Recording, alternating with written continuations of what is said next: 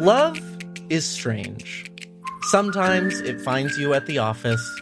Sometimes it finds you over a cup of coffee. Sometimes it finds you with a bomb strapped to your heart and an evil maniac forcing you to perform in a fucked up romantic comedy. This is that third kind of love. When we met, I didn't know just how far this would go. I took you home when you were broke. Now it feels like my heart's gonna explode. When we met, I couldn't see just how big this could be. We went inside and made some tea, and that's what started everything.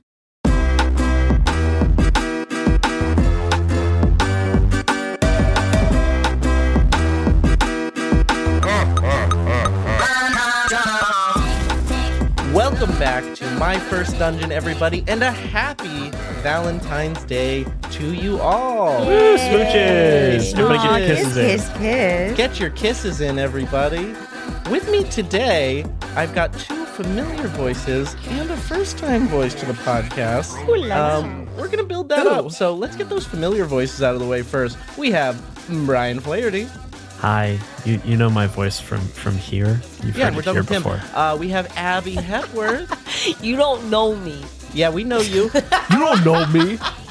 And new to the pod, first time My First Dungeon guest. Who's that? Hi, I'm Dylan. Whoa! Oh my God. Dylan on My First Dungeon. It really is a Valentine's Day present. Yes. Yeah. Rom Com Drama Bomb. No, stop. It's all over. A Valentine's Day miracle. Dylan, thank you so much for being here. Happy Valentine's Day. Are you feeling romantic? I feel so romantic. I feel too romantic. Too romantic. Yeah, too romantic. I think that I need some sort of outlet to express the romantic energy that is here in the studio. Well, I have great news for you. We're about to do something kind of like an outlet. Some people consider an outlet. Wow. Okay, great. select Well, then few. it was great running into you. It was great to run into you. I'm so So glad you funny happened seeing you upon here. this recording. So glad that I happen to be in this call. Running Amazing. into you in here. Oh. Yeah. Well, dear listener, today is our Valentine's Day special, and we are, of course, playing Rom Com Drama Bomb. Rom-com drama bomb. Woo! My brand new game that has just launched today on Kickstarter. So, real quick, why don't you go ahead and click the link in the bio, go back it. You can do it while you're listening. Help make this game a reality. Yeah, multitask. Come on. Multitask. Kick that start. We'll check again. Yeah, kick it. We'll check at the end. Kick it. Oh no. Triggered. We'll know. Oh no. So today, class, we are going to be playing Rom Com Drama Bomb, and this is a demo version of the game, but it has a complete 2 playbooks of the eventual 5 of each that will be available for our leads and for our villain. But first, I'm going to take our players through some rules. So I will not be playing today. I will be sort of facilitating our friends on the mic through the rules, and then I'll be hanging back and chiming in to help as needed. Sound like a plan? Oh, Yeah. sounds like a plan. Sounds like a plan and a half. Sorry. Plan and a half. So, Rom-Com Drama Bomb, for those unfamiliar, is an asymmetric, GM-less role-playing game for exactly 3 players. Together, the 3 of you are about to embark on a story of an action film and a romantic comedy smashed together in the time it would take you to watch either. This game is GM-less insofar as you guys will be splitting up the traditional Game Master roles throughout play, and it is asymmetric in that you will have differing moves and differing goals that will be pushing and pulling against each other throughout. In order to get started, we need 3 4-sided dice, known as your mood dice. Does everybody have those? I forgot about it. No. 1 each? Wait. We almost No. did. Yeah. We don't. It's okay. It's okay. How many what-sided dice How will did you we know say? what the mood 1 is? 4-sided die. Oh, I have that. Yeah, I believe in you. Dylan is a known dice haver. Yeah. That's what people say about me. That's what the people say. That's the most common thing I hear. When they talk about They're you, on the that's what they internet. say. It's like whatever you have there's Whenever there's a video view, it's just, and then it freeze frames, it goes to black and white, and goes, Dylan, and then a big stamp comes down. No dice haver. Yeah. Be on the lookout. The next thing we need is a shared pile of tokens that can be easily given and taken. We are recording remotely, so make sure you guys all have a cute little pile of tokens in front of you. Got him. We're using do. quarters. Don't tell them you're using quarters. I'm using my wooden chips from I Have the High Ground. Ooh. I Have the High Ground you can listen to on the One Shot podcast hosted by Dylan as of 2 weeks ago? 1 week ago? 1 week ago. At this point? Last Yeah. week. Hey, it's banned. Yeah, it's Yeah, banned. round. 1 week since I had the high ground. All right, we're together. We're having fun. It's romantic. We Yes. also need printed or digital copies of your playbooks, which I have shared with you in digital form. We have some scrap paper for writing NPCs, and then we have a 90-minute timer. Oh, that's fun. So the first thing we need to do is choose our playbooks. So as I mentioned, we have one playbook pair available for the leads and one playbook available for the villain. But amongst the three of you, y'all need to decide who is going to be the villain, and for the other two, which lead you're going to play. So is anybody feeling particularly villainous this Valentine's? Oh my God. Yeah. I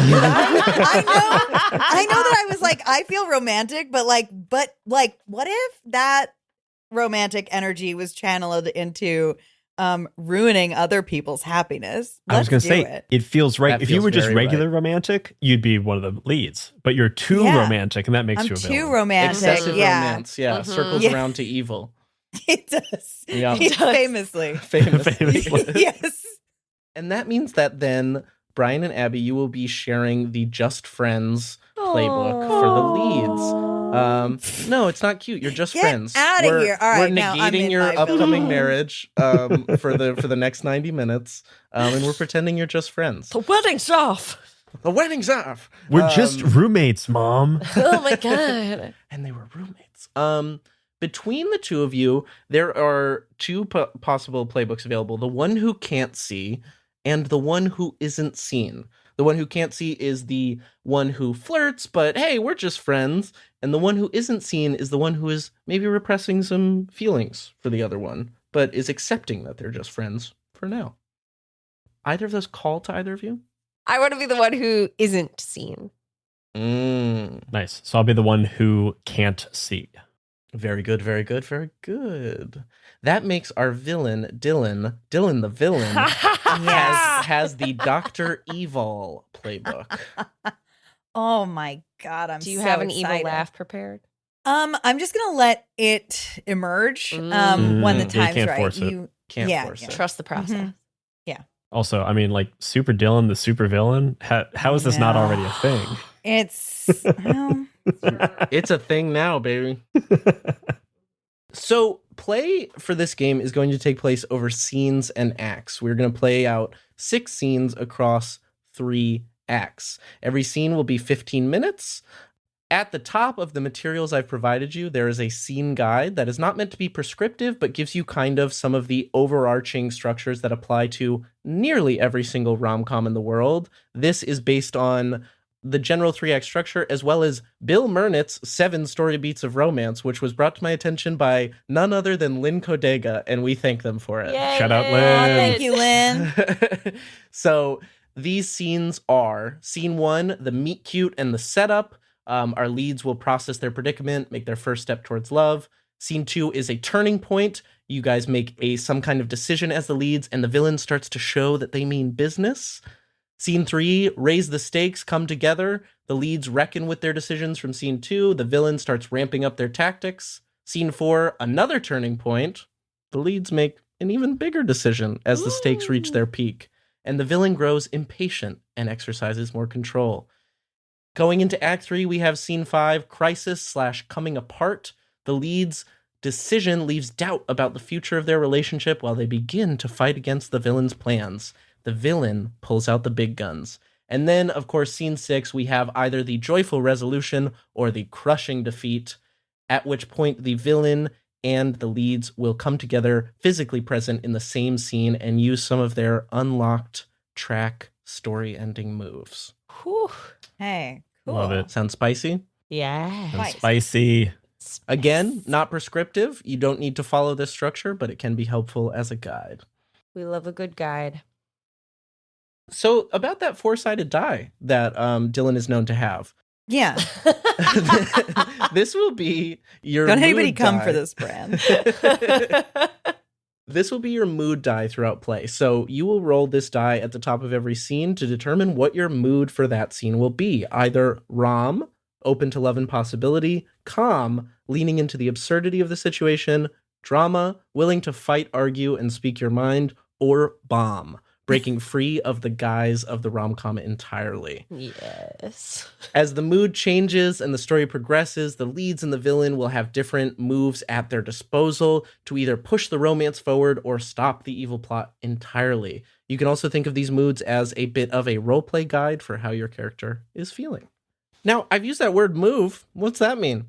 Yeah. For folks who are familiar with belonging outside belonging games, you'll be kind of familiar with some of the language here. Moves are how your character will move through the story, and you, the player, will influence the world of the story. There are two kinds of moves in Rom Com Drama Bomb. Ticks, moves that gain you 1 token, and booms, moves that cost 1 to 3 tokens to do. Play is meant to be freeform. You don't need to only do moves. You can also roleplay in between them, but these are things that you can lean back on and use to make bigger swings. When in doubt, consider the rhythm. Tick, tick, boom. Do a couple token gaining moves and then use those tokens to, do some weird shit. You absolute goon. Yeah, you like that? Yeah, you like that? Gain ticks to do booms. Yes, Gain I ticks to like do it. Booms. Yes, Yeah. I like it. I love cute things like that. I fucking I- love them. We love being cute. Freaking love Wanna- cute stuff. Do a study on you. This is so cute. I want to do a tick so I can do some booms. Now, there's another thing in here that will be familiar to fans of games like Yuzeba's Bed and Breakfast. Of course, we here are huge fans of Yuzeba's. You each have 2 tracks on your playbook that we will be keeping track of throughout play. The leads have a love track and a freedom track. The villain has an entertainment track and an evil track, which is specific to their playbook. Yeah. As we play, there will be certain moves that trigger ticking spots on your track, and then in between scenes, we will also do a bit of a short post-mortem on the scene to see if certain things happen that also help you tick your tracks. If your tracks get filled up, you unlock story-ending booms, which are moves that you can use in the last 5 minutes of play in order to bring the story to close. But more on that later. We feeling good so far on these rules? Any questions? Mm-hmm. Feel Cool. good. Yeah. Now, the 90-minute timer, I hear you asking, what's that? The 90-minute timer is meant to represent the timer of the villain's bombs in the game. This will also be your guide through scenes of play. Every 15 minutes, we'll hit a pause, end the scene, and then resume the timer when a new scene begins. We're going to keep this timer in clear display of all of you so that you can feel the tension of a true ticking clock. And while the timer might be 90 minutes, that does not necessarily mean that the bombs go off in 90 minutes of in-fiction time. You can treat the villain's bomb timer a little bit loosely, depending on how you move between scenes. Of course, for folks playing along at home, you might also choose to put on your favorite 90-minute rom-com instead of a timer. And Sorry, then I'm just feeling- mouth I'm feeling along real with cute it. today. Getting real cute with these rules. I actually do want you to be listening to this podcast and watching You've Got Mail at the same time. Yeah. That's the Absolutely. only Full way. volume. It's the only way to listen. I will not be mad about it. But if you listen to this podcast on 1.5 speed, go fuck yourself. Just get out of here. If you listen to this podcast on 1.5 speed and you watch You've Got Mail at the same time, Yeah. It actually lines up perfectly.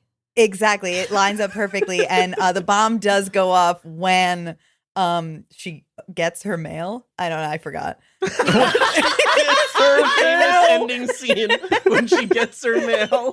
When Stella finally gets her mail back. Yeah.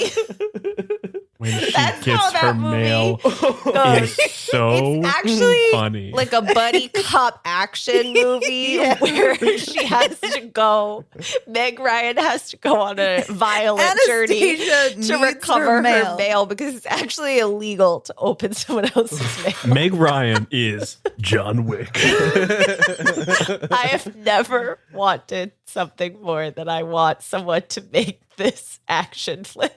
Believe We're- me. It's You're not, about to. It's not you've got mail. It's you've got my mail. Who's got my mail? Who's got Follow my up mail? movie.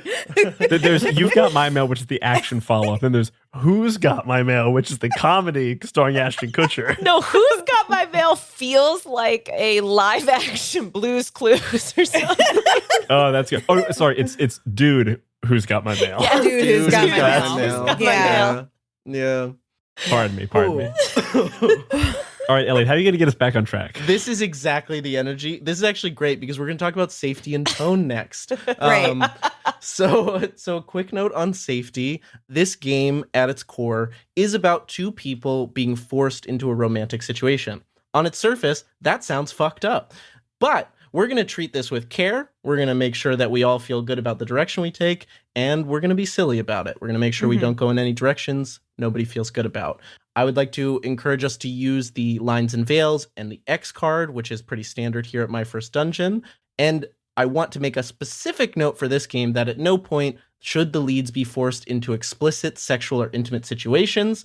A good rule of thumb is if it wouldn't fit in a rom-com, the villain wouldn't be forcing the leads to do it. So that should be your North Star. With that, I would open up the discussion to lines and veils, which we can keep on tape or take off tape, depending on comfort. Dylan, our standard lines and veils at My First Dungeon. Lines are violence against children, explicit violence against animals, sexual violence, and then transphobia, homophobia, bigotry of really any kind. Okay, great. Spectacular. Cool. Secondly, a note on tone. So, Rom Com Drama Bomb, this should be a joke that we're all in on. At every point of play, go for the silly choice over the scary one. The villain is evil, but they're not disturbing. The stakes are high, but they shouldn't be overly stressful. And the leads are in a fucked up situation, but we should always be treating that with levity and humor whenever possible. All sound good? Yeah. Love Rock and frickin' roll, kids. A quick note on NPCs, because this is something that will come up. The leads have the exclusive power to create new NPCs. At any point in play, they'll give them a name and pronouns, and then they will roll their mood die to give that NPC a mood. This will give the NPC two moves, one that they do when they're given a token, and one that they do once they have been given 3 tokens over the course of play. With that, anyone can take the role or narrative control of an NPC by giving them a token, including the villain. Ah, yes. So the villain can make use of NPCs, and the villain even has a special move to turn any NPC into a beefy henchman. So that'll get fun. I love that they're specifically beefy. They're gotta beefy. be beefy. They've gotta be beefy. You're gonna have a I henchman. should say I mean- the beefy henchman is a specific NPC type for Dr. Evil. Other villain playbooks in the final version will have their own evil NPC versions that will come into play. Great. Coming to the end here, a quick note on starting and ending scenes. At the start of the scene, the villain will always begin by establishing the setting and how much time has passed since the last scene. We should be giving them a moment to prepare in the pauses between scenes before hitting the timer. Give them a second to make sure that they know what the next scene is going to be. Scenes end when the timer runs out, or if the 3 of you feel like, 2 minutes are left and the scenes come to a natural conclusion, you can also just end a scene there. That's fine. Within a scene, they are generally one setting, but you don't necessarily have to keep them to one setting. The villain has a move called Cut To, where they can change the setting within the scene or jump time within the scene to kind of give some flexibility within there. Okay. Between scenes, we will do a quick check-in that is fourfold. We'll check in above the table, make sure everyone still feels good, is having a good time. We'll tick tracks based on the previous scene. We'll give the villain a moment to think about the next scene, and then we'll roll our mood dice for the next scene. And NPCs, when you create them, you roll the mood die, and that's their whole shtick. That's their whole shtick. I love it. Yep. And when you create them, you also play them. Yes. And then their tokens fun. just they keep their tokens. Those don't reset at the beginning of They scenes. essentially they get like a little 3-tick track for how many tokens they've been given throughout play. Copy. Cool.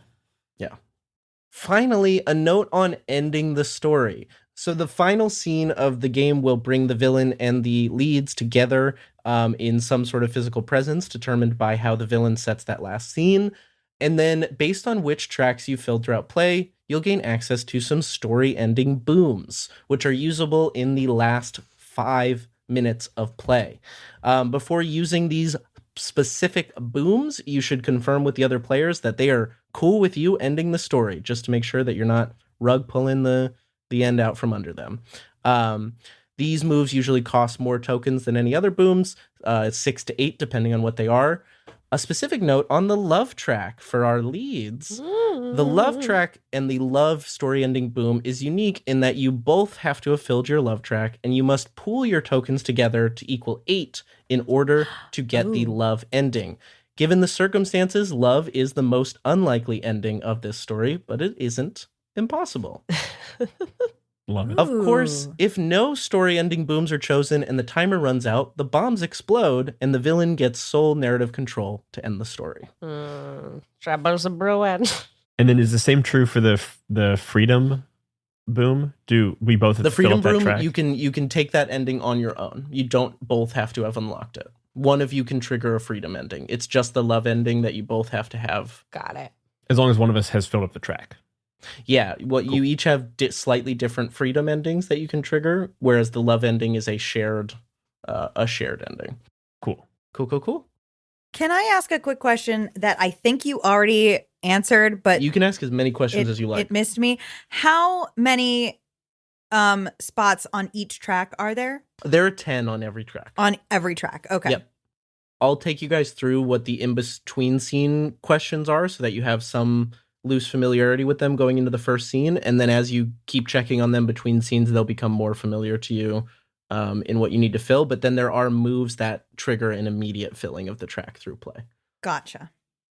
Let's go through some questions to help flesh out our characters a little bit before play. Starting with our leads, the Just Friends playbook. I would love it if you guys could answer the following questions together. The first of which is a Rom question. What rules have you put around your relationship and who defined them? Ooh. Wow, that's such a good question. I feel like we got to have like a ritual. Like we always meet for coffee, or I always get this, you always get that, or something like that. Oh. Like I always get lunch, you always get breakfast, or I bring the drinks, you bring the food type thing. I do like that. That's cute. Do we want to make it like we have a standing Sunday like coffee hang where you bring the coffee, I bring like croissants or something, or bagels, or Can we make it a standard like everyday hang? Like we always meet up to get coffee in the morning before work. yeah. Yeah. We have the rule is that you pay for coffee. I was gonna say the rule is you bring the coffee, I bring the drama. I have to bring gossip every day. No, yeah, it's I guess the rule is that we meet every day for coffee. You buy the coffee, I bring something to nosh. A nosh. A nosh. And I think that I made the rule because there was at some point in time where we were getting really busy and I was scared that you were gonna not be part of my life anymore. And I made the rule that I bring the coffee because you just brew whatever coffee. You mix beans and stuff. Yeah. And I've got all the mechanisms and the things to make it, and it's all super fancy, and it's exactly 68 beans, and it's ground down, and I've got the twister thing, and the click clack, and it's Not a specific weight of beans, exactly 68 beans. Yeah, it's number of beans. Because I work with a special grower who they give you exactly 1 gram per 5 beans. That feels almost right. I'd believe it if you had just stuck to it. Right. Great. So the next question is the calm question. Where did the stupid nicknames you have for each other come from? Oh. Well, what are our stupid nicknames? Could we do like a combination of like classic pairs of like Tweedledee and Tweedledum, like thing 1, thing 2, but we each take one from not the same pair? Tweedledee and thing 2. Like Tweedledee and thing 2. Yeah. Sure. Or That's like really good. peanut butter and jelly and thing, or peanut butter and thing 2. Or Peanut butter and thing 2 is just a really funny Thing 2 is a addition. great ending to Yeah. any of those. Where did the nicknames come from? I think it was an accidental portmanteau of things. Mm-hmm. Which of you is which? I definitely like thing 1 and thing 2. I like Tweedledee and Tweedledum, so Tweedledee and thing 2. I'm definitely thing 2. Oh, fine, I'll be Tweedledee. You're Tweedledee and I'm thing 2. Excellent. I think Classic it was. duo. I think it was I one time somehow whiffed on Tweedledee and Tweedledum, and instead went to thing 2, Mhm. and then we and just it stuck. It stuck. Yeah. You tried to pull it off like it was like a French accent where you were like Tweedledee and thing 2. Yeah. I also think you immediately recognized this is like worthwhile to claim one of them, and you immediately snapped on thing 2. You're like, oh, this might play. I'm gonna grab what I want right now. Yeah. Dig it. Very good. Your drama question is, what do you fundamentally disagree on about relationships or love? I don't think grand gestures are important. I think doing something well every single day is more important than one big thing. Ooh. Like making coffee. Like making coffee. And I live for the grand gesture. Mm, Love me a grand gesture. very good. All right. Bomb question is, you shared a near-death experience. How did one of you save the other? I answered the last one. You got to answer this one. Okay. Can I paint the scene and you'll help me finish what Sure. the- Yeah. It's Halloween. We're dressed as Tweedledee and Thing 2. Perfect. And It says I'm wearing. It says thing 2, and it also says I'm with, and it's pointing to the left. It says Tweedledee. With Tweedledee. And you've got Tweedledee. It says I'm with thing 2. Oh, I want it to be like spooky, like we get trapped in an elevator. Mm. Yeah, we did a haunted hotel thing, and we got trapped in the elevator. But it turns out it wasn't part of the haunting. It was just the regular elevator, God. and it took us too long to realize that. Mm. Oh my And I God. think that you saved us by or no, I was gonna say you saved us by cooler heads prevail, and came up with an escape plan based on your favorite movie, Ocean's 13. Hey, Ocean's 13 slaps, and Ocean's 12 is a great meta commentary on how hard it is to make a sequel. Yeah. That is a We- real. you We've can't got tell. that. That's a real opinion I have. If you can't Come tell, for me. we've talked about this at length before. Can it be that I wanted to like make cooler heads prevail, and then you did the big gesture of "fuck it, I'm getting us out of here," and just like jumped up through the through the thing and climbed the cables to the next floor? Yes, sure. Hell yeah. Great. Now, I'd love if you guys could answer the following questions about the other. How would you describe them to a friend you were setting them up with? To people I actually want to set her up with, it would be like Ooh. very, very exciting and like unpredictable, but in a fun way. And people who I'm like, I don't know if you're ready for this, I'd say quirky. Quirky. Grinky. It's a fun way to answer that. I like that. And I think I would describe, I'm only ever trying to help you, so I don't have two different answers here.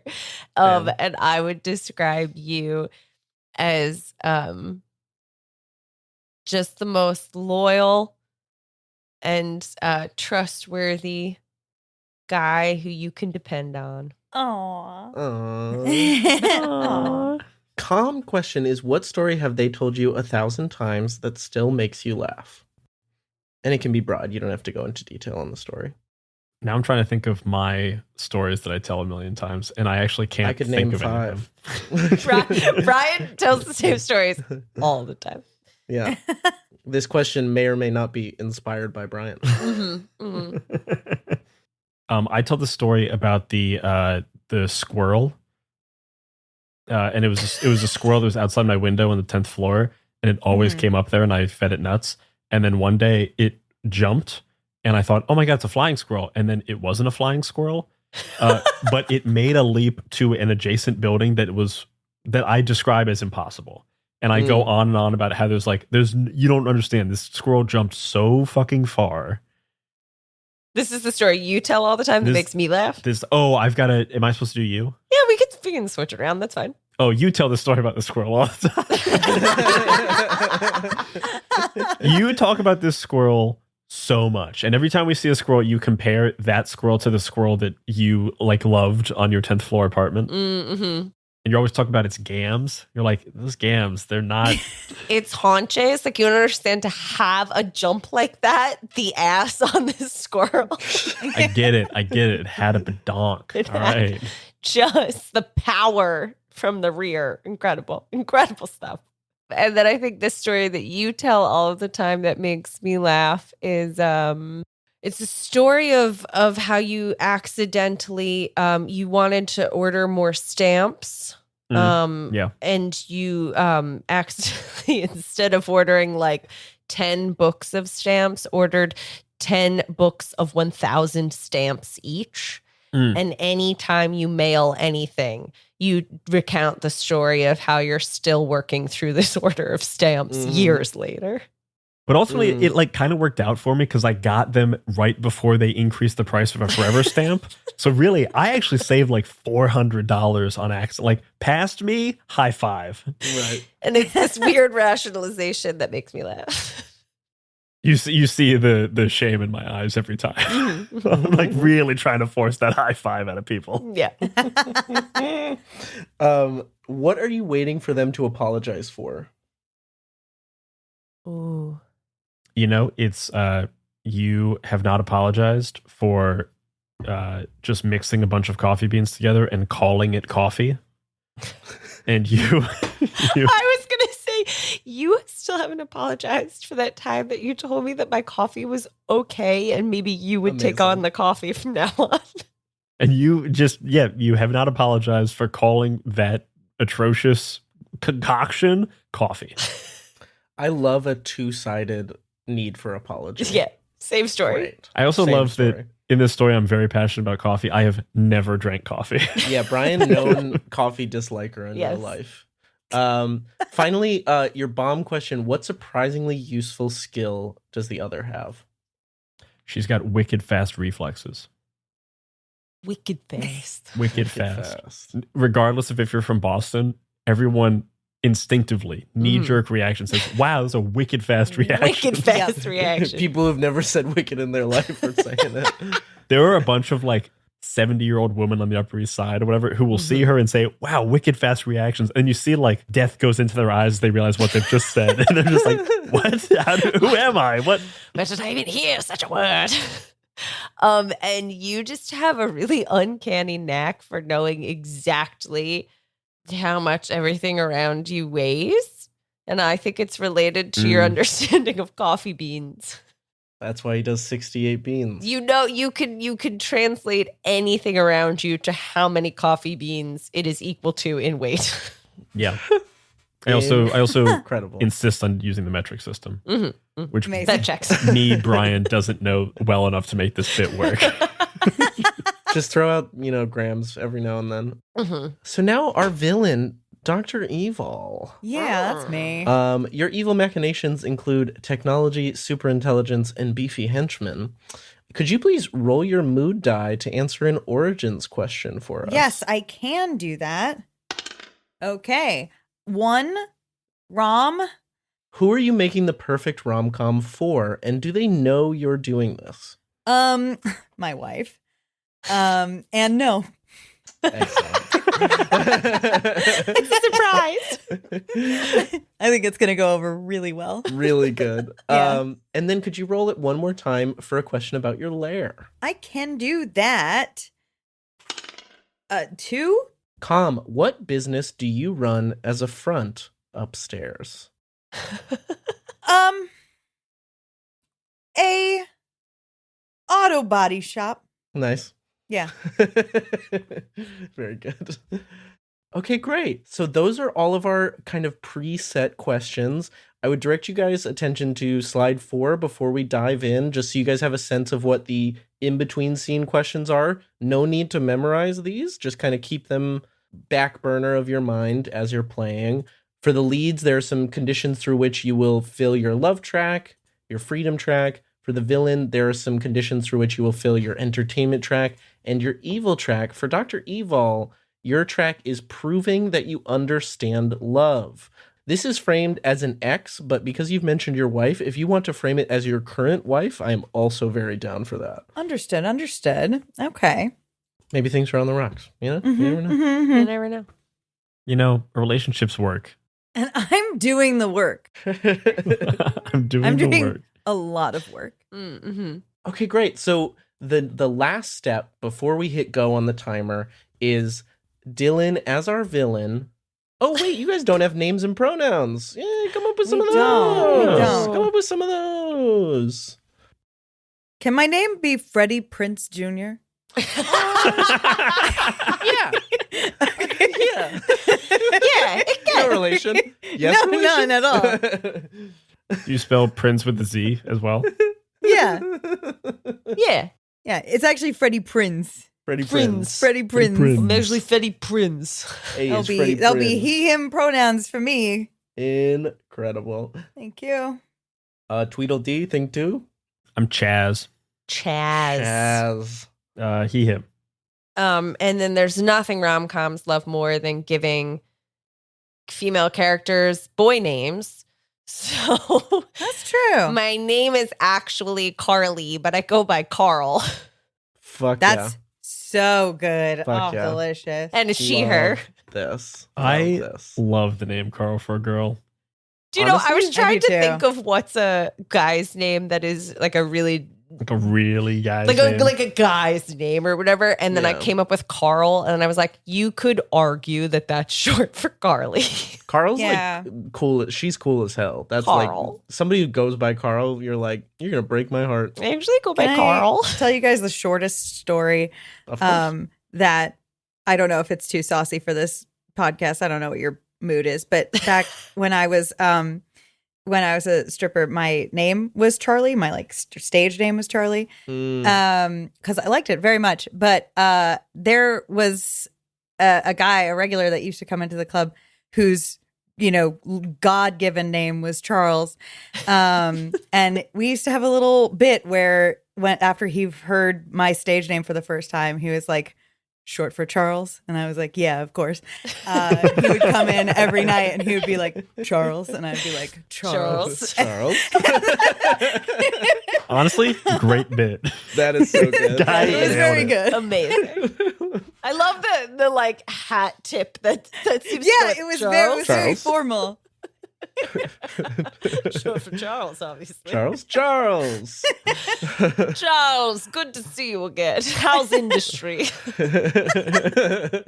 Okay, great. So the last thing before we hit go on this here timer is our villain needs to give a little let's play a game style monologue to the Yeah. leads to Yeah. lay out the situation at hand.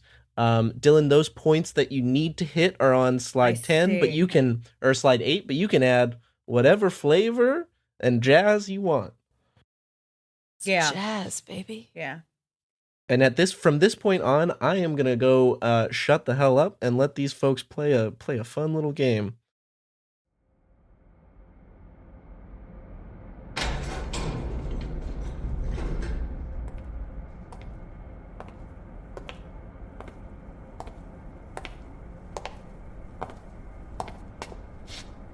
Here's the thing. My wife left me. And I know that's not everybody's problem, But I have to tell you, it's yours now. Because, look, I did everything for my wife. I loved her so much. I still do. And she said I wasn't putting in enough effort, right? Like, I'm not going the extra mile for her. I'm not taking her out on enough fancy dates. I'm not buying her enough fancy gifts. And I'm not talking to her in all the right lovey-dovey sort of ways. And so she up and leaves. She didn't know, though, I've been working on myself, right? I've been watching the movies. I've read some books. I went through the poetry and stuff, and I listened to a couple of them Taylor Swift songs. I have been working on my emotional intelligence so that I could get this woman to fall in love with me all over again, and she ups and leaves before Valentine's Day when I had this big plan.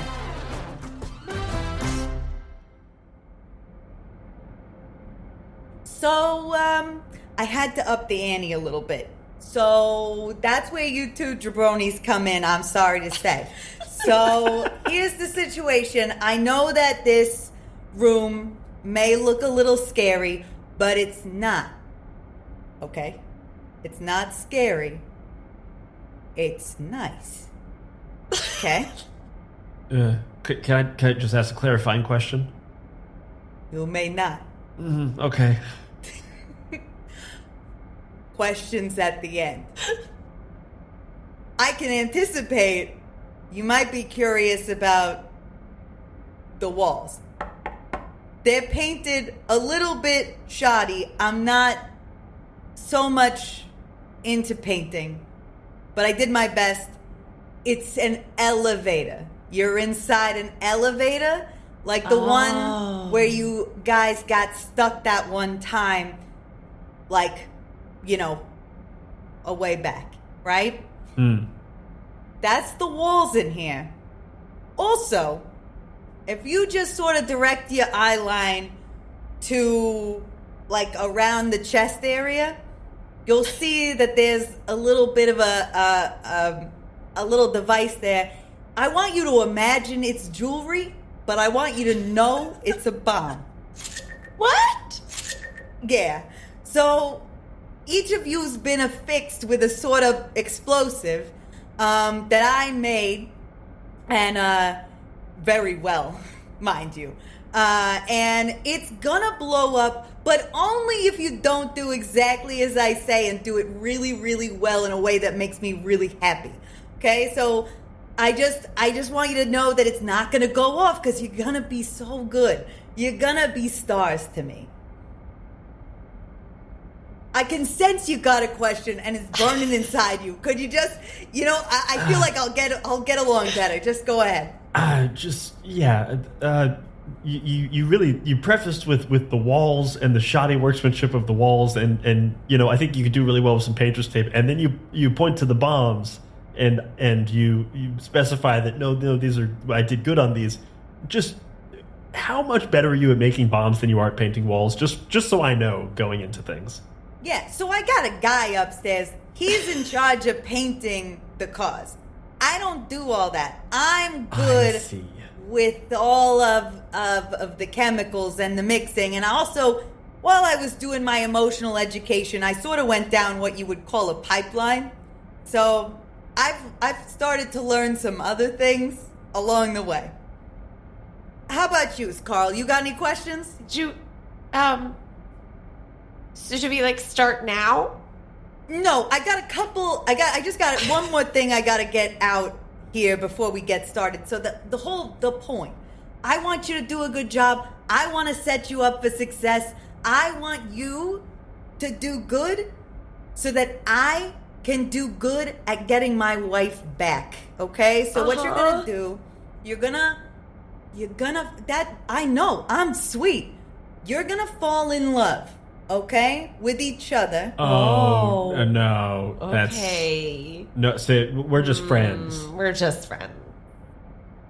I don't think you heard me about the bombs thing. Oh no! So You're going to fall in love. But is there an alternate win condition or something? Because Oh my God, Chaz, why do you always ask that?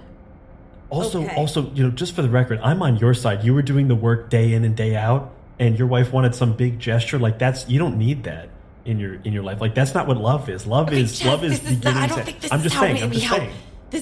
I I think you were on the right track before. I think your wife will see that. She'll come around.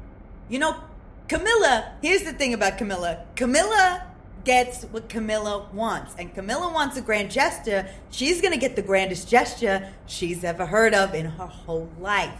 No one else is ever going to be able to compare to me because I made all her rom-com dreams come true in real life just for her one-man show. All right? So look at this.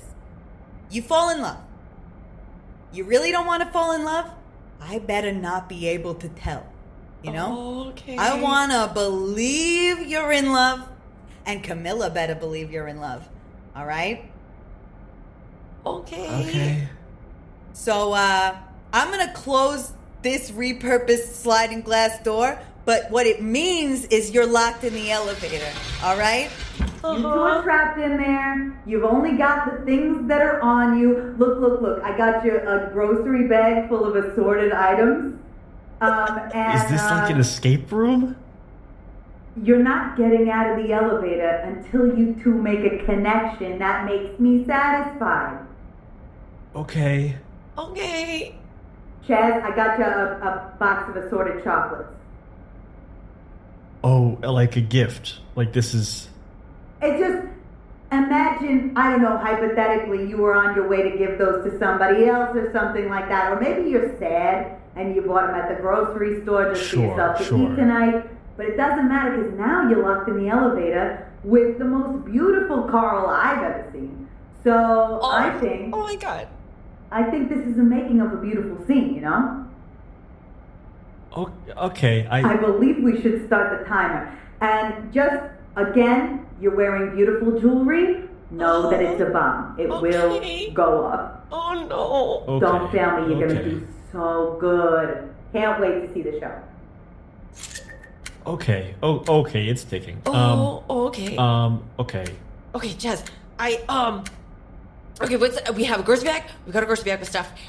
Is it gonna? What do we have? No. We just got to calm down. Okay. Okay, totally. We've got, Sorry. Also, you guys have to roll your mood dice for the scene. Oh yeah. I'm gonna roll my mood die. I got a 2.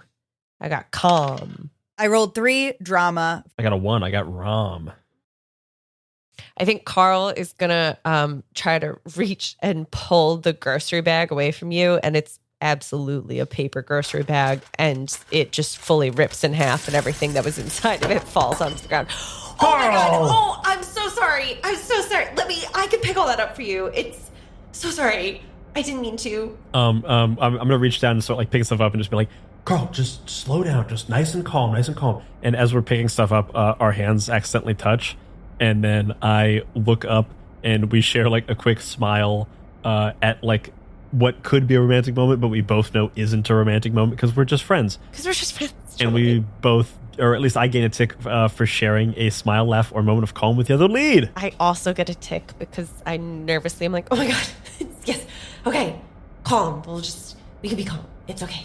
Okay, listen. Okay. I know what to do. Yeah. This is like I said, you just got to take things calm, slow, steady, figure it out piece by piece. Okay, we've got the big problem of the bomb and the small problem of putting on a good show. Okay. Does it look okay?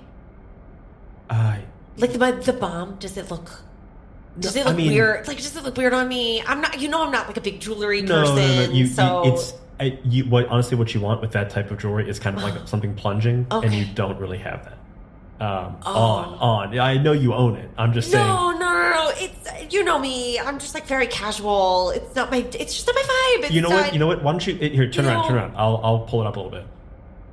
Pull what? The jewelry, the necklace. Like I'll like cinch it in the back so that it's higher instead of this kind of like dangling pendant type thing. Yeah. Okay. Totally. And she's gonna turn around, with her back to you. Does that look better? Yeah, I like tie it up in a knot in the back. It really poorly, but I'm like, yeah, that's way better. It's way better. Cool. Okay, now listen to what I'm saying. and I'm going to focus the conversation on me and take another tick. Okay, all we got to do, clearly this crazy supervillain that kind of looks like Freddie Prinze Jr. Do you know what's so funny? Because the name tag said Junior, and I had Right. that exact same thought. Right? Isn't that so funny? I'm not in the scene, okay? I'm not in this. Oh, sorry, Mr. Junior. Right. It's all right, but just, focus. It's Right. the learning curve. Okay. But just real quick, I think that. Oh, also, we both get a tick for sharing something in common, which is thinking the villain looks like Freddie Prinze Jr. Hell yeah. And I'm just gonna be like, I think that like he might know about our past and the thing that happened in the elevator, so maybe we kind of The elevator. Do you think we just do the elevator all over again? I know you didn't. No. I know you didn't like appreciate it really in the moment, but you have to admit, Carl, like that was a pretty grand thing that I did. Carl, we're gonna do the elevator thing for the first time. Wink, wink. Carl's gonna take her hands and grab onto Chaz's shoulders and say, Chaz, I've got this. and then I'm gonna try to step on. What I want you to do is sort of squat so that I can step into your hands to like lift me up, but I don't think you've done it yet. So I'm just trying to clamber up you to get to the ceiling of the elevator to try to push, I don't know, a piece of it off. And I'm gonna spend 3 tokens to make consensual physical contact to fill 1 spot on your love track. As I help you get up into as like you just start climbing, and then I'm like, okay, 1 second, and I'm holding all the groceries that Ben spilled. I'm like, shit, okay. I would argue that the way that I am climbing up you is extremely Amanda Bynes. It's real quirky and fun and great physical comedy. So I get another tick.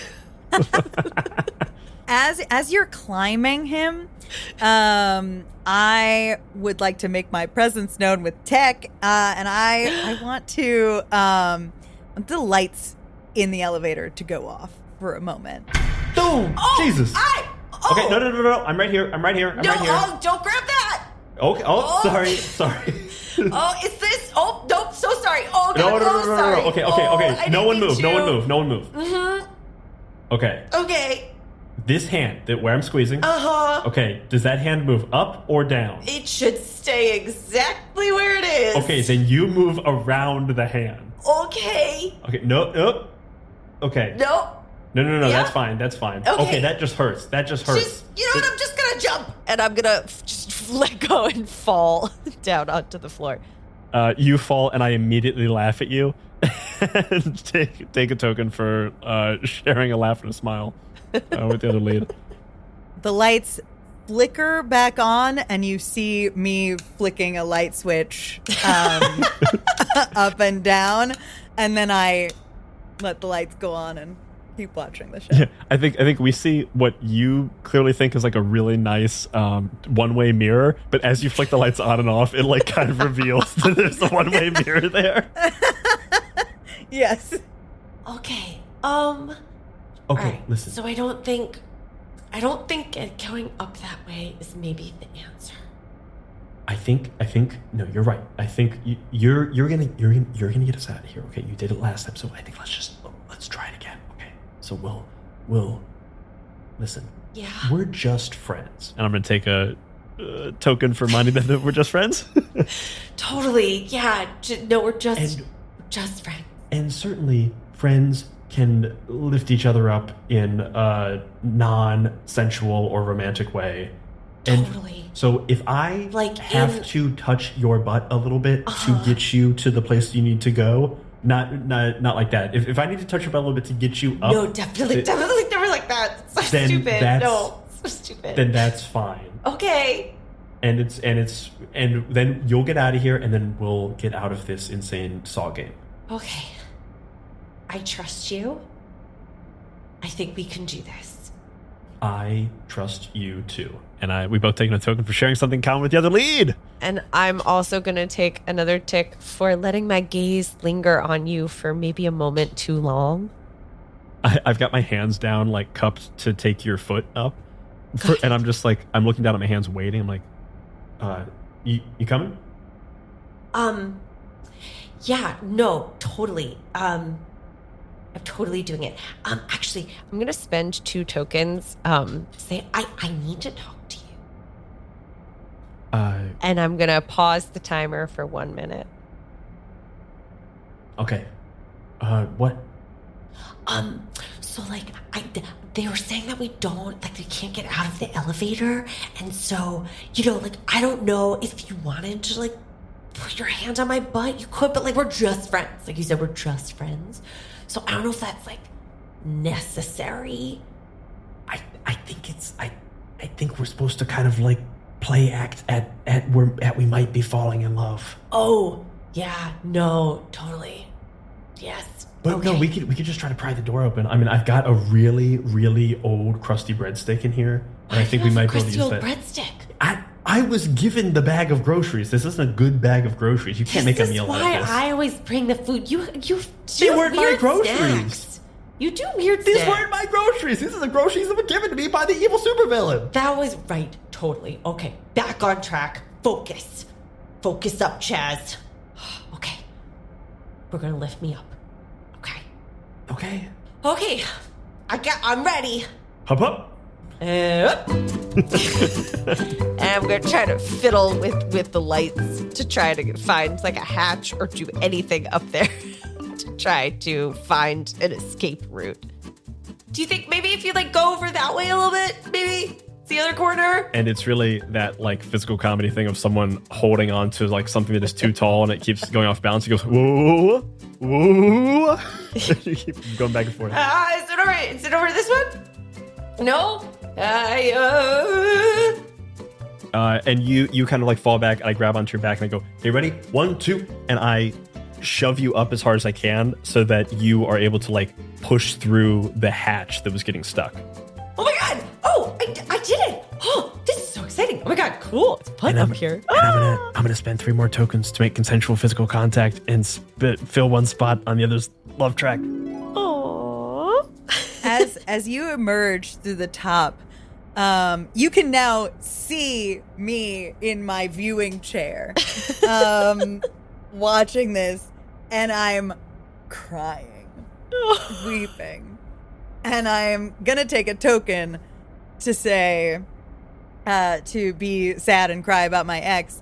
I'm gonna say, you're not getting it. You're just not getting it. Like the elevator is like, it's a place for you to fester the seeds of love and like get them to grow, and you're trying to escape just like my wife tried to escape our love elevator. And I just don't think you're getting the point here, Carl, seeing this and taking it in, is going to spend 3 tokens to do her calm boom, which is take one of your quirks to the extreme and fill a spot on the other lead's love track. And I am going to, in the most over-the-top slapstick way, fall back into the elevator. And in doing so, knock over Chaz such that I land in your arms on the floor of the elevator. That's great stuff, Carl. I think a combination of that and me like hopping you up out of here, you realize Chaz is a little more muscular than you maybe have realized before. He wears a lot of baggy clothes. Oh my god, Chaz. Have you been like working out more? I'm going to take another token to focus the conversation on myself. and I'm going to take a tick for letting my eyes linger on your biceps. Yeah, nothing crazy. I'm just like doing paleo and alternating with keto, and then doing a mostly raw diet, working out 6 to 8 times a week. Well, why didn't you tell me? I haven't been bringing snacks that are appropriate for literally any of those diet plans. Oh no, you're always my cheat day. But I mean, your snacks are always my cheat day. we have coffee every day.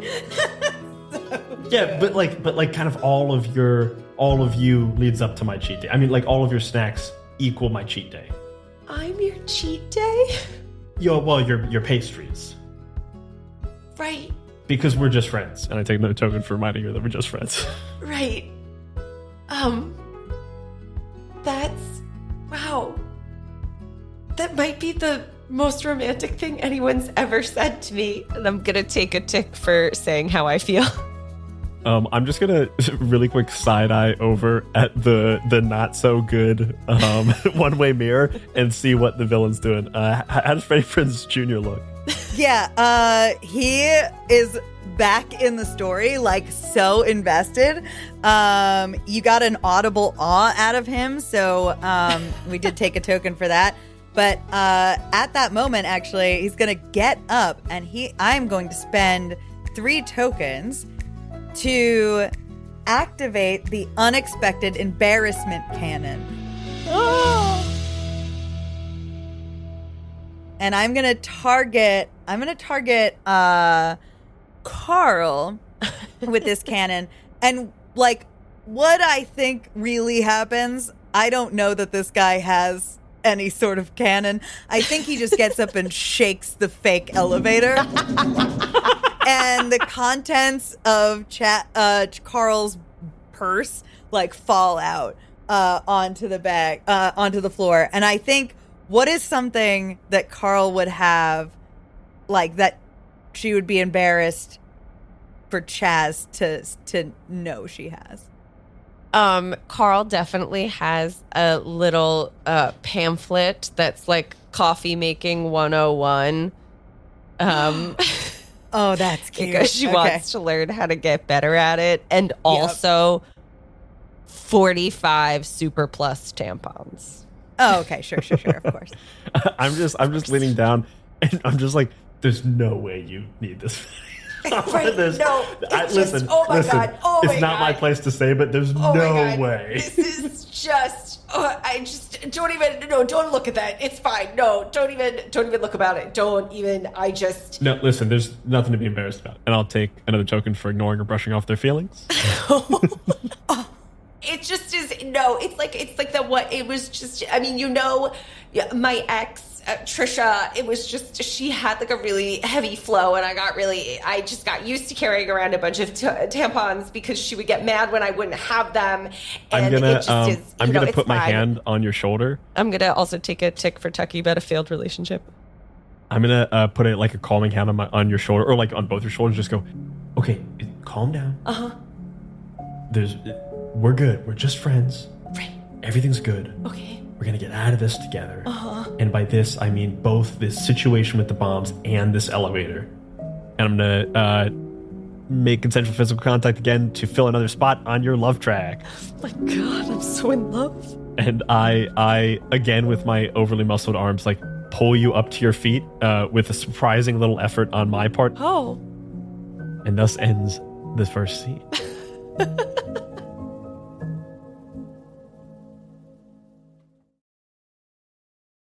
So romantic. I'm so Carl's so in love. Scene 1 done. How is everybody feeling? I feel good. Yeah. Feeling It's very good? fun. Yeah. Feel like I'm you got the good. rhythm, got the gist of the game. Any questions or Yeah. concerns now that you've engaged with it? No, I think it's good. Cool. Mm-hmm. Yeah. Rock and roll. Let's take a look at our track questions.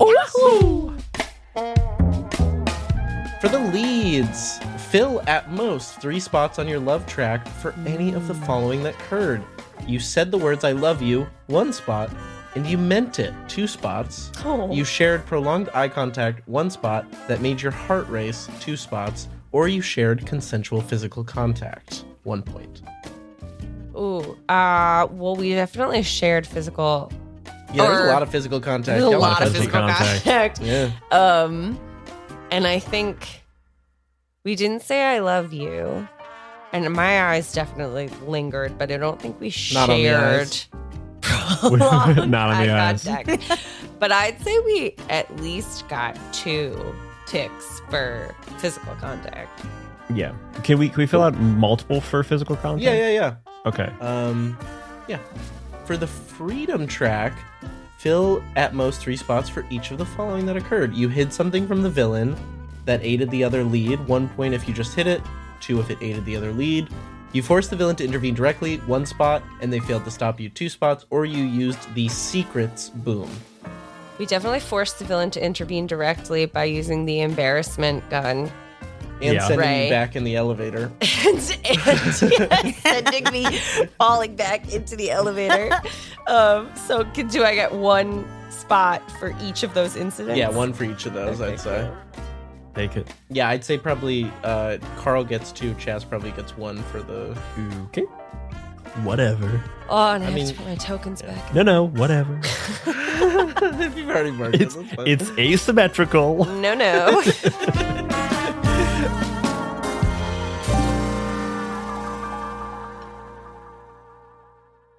For our villain. For your entertainment track, you fill at most 3 spots for any of the following. You said "aw" or gasped at something that the lead said or did. Yeah, which that did happen. I also can identify a rom-com because despite not remembering the overall point of You've Got Mail, I do know that they get trapped in an elevator together at some point and something happens there. Hell That yeah. does happen. So do you get another point for identifying an existing rom-com that was ripped off or referenced? You also, I believe, went more than 2 minutes I without think I making a did. move or injecting for sure. Yes, definitely. So I think you get all 3. You get 3 for entertainment. Yes. Oh, no. And also, did you tick yours for using your comedy move during? I believe you get a tick for using the embarrassment cannon. Oh, yes, I did. I did that when I Cool. used it. Yeah. Perfect. And then your evil track, proving you understand love to Camilla. Fill at most 3 spots for each of the following. The leads ask about your ex, and you get a chance to answer. A lead reminds you of your ex, you overshare about your ex, or you learn something new about love. I think I'm only going to take 1 here. I think I overshared about my ex, but I think Yeah, I'd that's agree. it. I don't think I did anything else. All right, so everybody should re-roll their mood dice for the next Yes. scene. And then, Dylan, do you have a setting in mind to start the next scene and an amount of time passed? Okay, I'm going to do Rom for this one. So I will be gaining a token when I compliment one of the leads. Cool. And then you get the 3 token move for Rom as well. Nice. Okay. I rolled calm again. And I rolled drama. Bring the drama. All right, just don't don't mind this, and I'm going to take down the plywood set that was the elevator. I'm going to hand you to these 2 leashes, right? What? You're going to go over here. You're going to go over here. You're at the opposite ends of the room, right? Okay. So now at the end, it's like those those little things you get at the boardwalk. They're like fake dog leashes and they're stiff and it's like an invisible dog. It's real funny. Like the thing, there's nothing there. But I couldn't bring in real dogs for this because it's too dangerous with the machinery upstairs. So Safety is I important. see. Sure. yeah. Also, if you guys fail and I gotta blow you up, but it's not like I'm taking some dogs out with me. It's just you. Right. No, that would be inhumane of you. Exactly. So, so just pretend that those little collars are filled with actual dogs. Breeds up to you. Names up to you.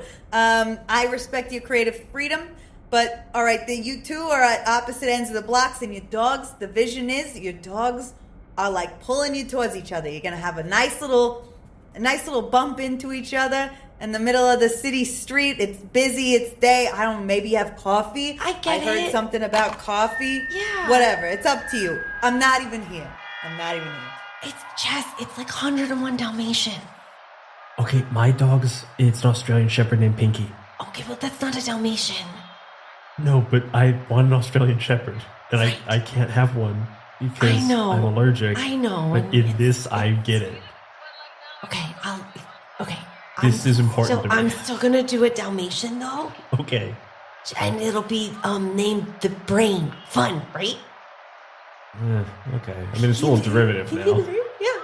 Okay, I guess. Okay, sure. Okay. You ready? Yeah.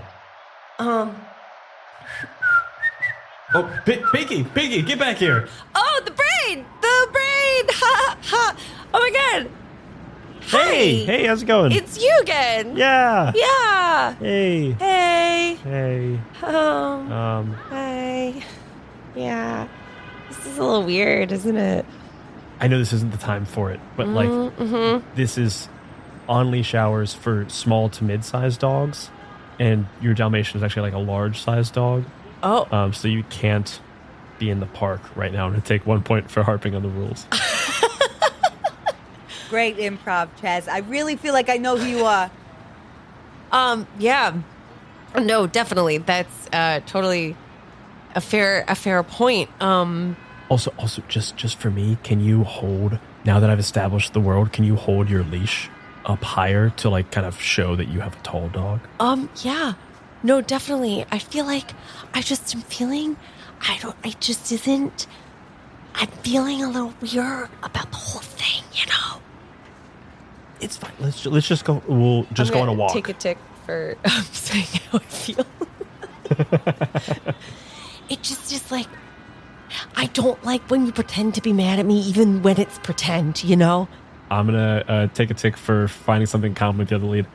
I don't actually like pretending to be mad with you. I was just trying to create some drama in this situation. I totally, yeah. No, I should have guessed that. I know, yeah. Totally. I'm gonna do my drama boom to spend 3 tokens and leave the scene rather than say how I feel. And I fill 1 spot on the villain's entertainment track. And I leave the room and I go, let's just start it again. Yeah, okay. And I'm gonna take a tick for hating for you to leave, but loving to watch you go. Really, I'm taking it for letting my gaze linger on you for too long, but we all know. Right, totally. Okay. From off screen, you just hear, Pinky, get back here. And rather than me running in, like chasing a lead, I just throw the leash. And it's basically like a javelin getting thrown at you. Oh!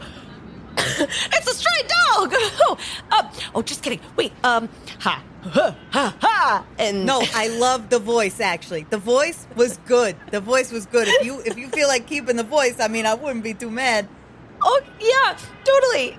And I am gonna gain a token for being quirky and doing a sort of like weird, as if I'm trying to like basketball player play defense against a fake dog on a leash. And I run up and I'm like, we're both trying to corral the fake dog. I'm just like, Pink, here we go. And no, I got him. You got, it's a beautiful dog. Thanks. I like the Dalmatian too. Oh, thanks.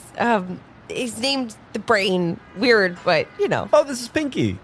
Oh my god, like Pinky and the Brain. Pinky and the Brain, like Tweedledee and Thing two. And I'm gonna take a token for sharing a moment, or sharing a smile and a laugh with the other lead, remembering our Tweedledee and Thing 2 joke. I will also take a smile token. I'll also take a tick for sharing a smile and a laugh. I think this is now where we're realizing in the moment that this is how we actually met, and we've been forced back into the situation to like replay this moment. And I'm just like, oh, it's a flashback. Oh, I didn't realize we were doing a flashback. Love a good flashback. Copy. Oh, Good catch, gang. Sorry. I was. We'll keep going. And I'm gonna take a token for folks in the conversation on myself. You know, I actually think that in the city, it's kind of almost rude to have a big dog. They've got so much energy and they've got to run around. I'm not saying that you're rude. I'm saying that like less people should have big dogs. I'm saying small to medium dogs are better for the city. no, like definitely. I'm gonna spend 1 token to recall a shared memory, but like not about the dogs. Do you remember how you used to think that I was like super rude because I would tell people all the time about the squirrel story, and you were like, stop telling people the squirrel story, but I was telling everybody the squirrel story like over and over and over again, and I thought it was really funny, but you were just kind of like, nah. It took you a while to get good at telling the squirrel story, and that's really what the problem is. That's the funny, right? Once you got it, it was good. It's but so fun. It took you longer than it should have to get good at that story, considering how often you told it. It's just like sometimes you, yes, yeah, no, definitely. It's, yeah. It's so stupid. Yeah. No, it's fine. It's stupid. It's fine. It was good times though, how you like helped me figure out the story. Anyway, back to the dogs. It's fine. I want to spend 2 tokens to create an NPC. There we go. I'm going to roll. Oh, they got bomb. We got a bomb NPC here. And I think the NPC is gonna be your ex. No, you know what? It's your super sexy coworker who I kind of don't like, and you swear there's nothing going on. She's got like a very like severe haircut. Yes, but it looks really good on her. But it wouldn't look good on anyone else. Because she but is it looks French. good on her. His Because name she's is French. Marie. Oh, Jazz, that's so funny running into you in the park here with your dog. I'm just walking my poodle. Marie. Oh, another. See, this is what I'm talking about. Small dogs versus big dogs. They just make more sense in the city. Oh, c'est du, je veux, you have it, they're méchants. That is, why would you do it? It's such a big, it's cruel to these dogs, Yeah, no, definitely. Hi, Marie. I don't know if you remember me. It's got, is something is man's name, right? This Carl. Carl. You remember Carl? Yeah, yes, he's with the hair and so you have the stuff going on. Yes, it's just sweaters. It's the sweaters I always remember. While this is happening as Carl, I'm gonna take a token for being quirky, and when Marie says yes with the hair and the sweaters, I'm gonna start like twirling one finger in my hair, but also like wringing the sleeve of my sweater, so I just kind of look like a crazy person with 2 weird ticks going on. Yeah, no, totally. That's me with sweaters and the hair. Can I give the NPC a token to tell them about the bombs or ask them for help? I'm just gonna purposely get because she's walked in also with a fake leash. And so I go up to her and we're basically just like sword fighting with these stiff leashes, but I'm pretending like they're getting tangled, and I get really close and go, hey, do you also have a bomb? Do you know about the bombs? Oh, the dogs, they are fighting with each other. Bomb? No, do you know? What did you say? Bomb. Boom. Boom. Boom. Like the microphones that they have on the set? God damn it, Marie. Oh, just what is you're dusty. Let me brush you off. Let's get your shoulder and this. Oh. How you get in these stuffles? What? That's Brian asking what? What's this? You're not jewelry man. Why are you wearing this jewelry? And I'm gonna spend another token to tell them about the bomb. Be like, I look at her, I go, because it's a bomb. A bomb. God damn. I'm gonna turn like a to Beth bomb. No. I'm gonna turn to Carl, and I'm gonna find something in common with Carl and go, this woman, right? I mean, you said it, not me, Chaz. I always said I wasn't into her, but there was a little. The severity of the haircut intrigued me. So you admit it? Kind of. Oh my God. Okay. I knew it. I knew it. You always said that. You just kept saying it wasn't true, but I knew it. I knew it was true. Just hang on. And I'm gonna go back to Marie, and I'm gonna spend another token to again tell them about the bombs and ask for help. Be like, how did you get here? Can you help us? I was walking my dog, as you see. Wait a second. Why isn't the leash? I've lost it completely. Ooh la la, what is the dog? Once an NPC is given 3 tokens, they get killed by the villain right before saving the leads. Oh, is this a bomb? Of course. Well, all you have to do is.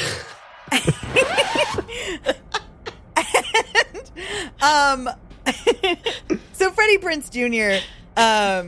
Comes out with a cartoonish hooked cane and yoinks her out of frame. And we'll just sort of like toss her off to the side and be like, there was a gust of wind, and then he's gonna shoot her, and then There was a gust of wind. Bang! she's not in the scene anymore. Oh my god, Chaz.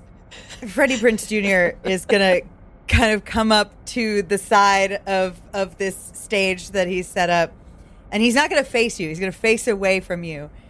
And I will spend the 3 tokens to activate the inner monologue ray. But what I'm gonna say first is,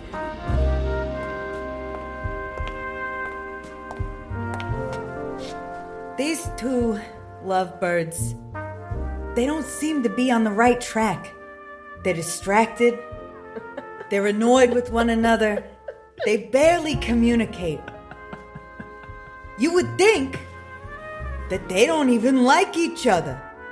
You would think that they'll never end up together.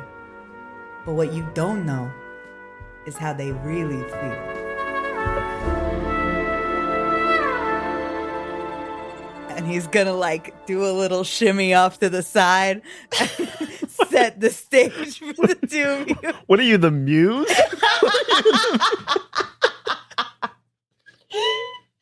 Sing to me of the rom-com Yes. muse. And I'm also gonna The story gain a of twists token and back. turns.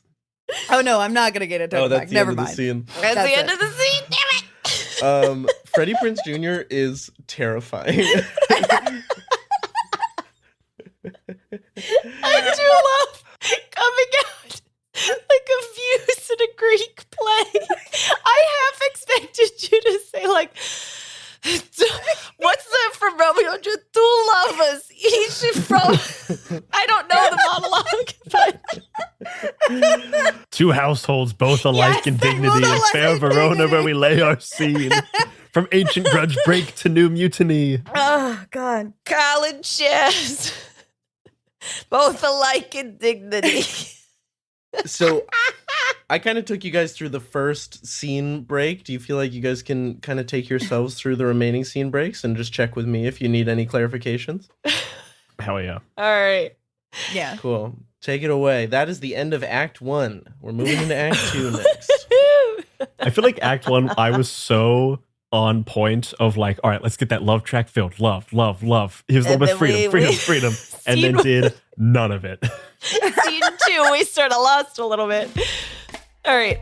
For leads, we will fill at most 3 spots on the love track based on if any of the following.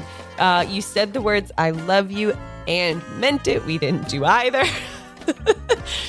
We shared prolonged eye contact, and it made our hearts race.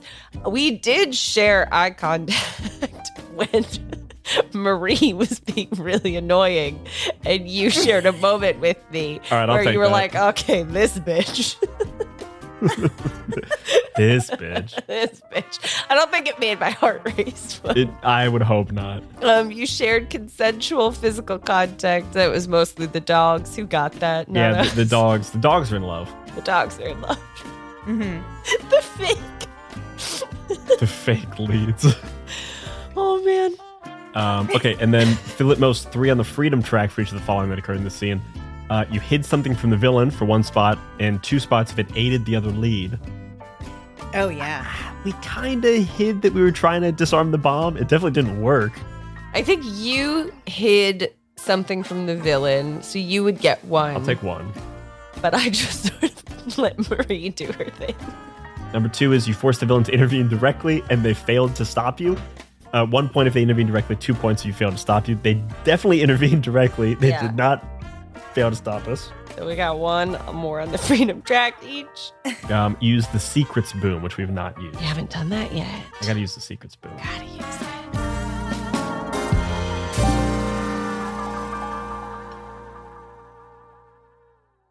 All right, villain. Okay, so on the entertainment track, I can fill at most 3 spots. Let's see. I said awe. I did not say awe. Just a note for you guys.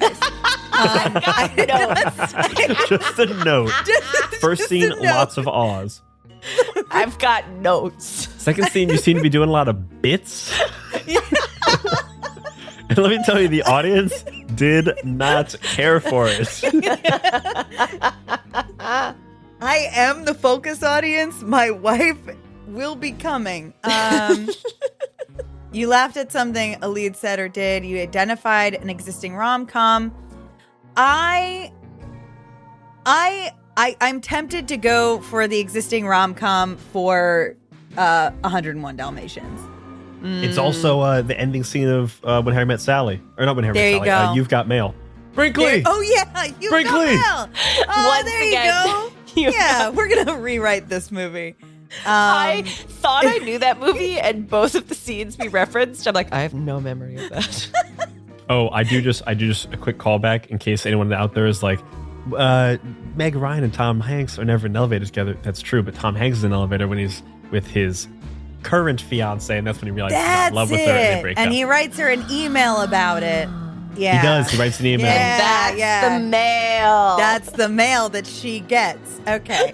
Who's So got my mail? the evil track, I don't think I got anything. I should really start learning things about love. But I don't think I got anything for this one, for evil track.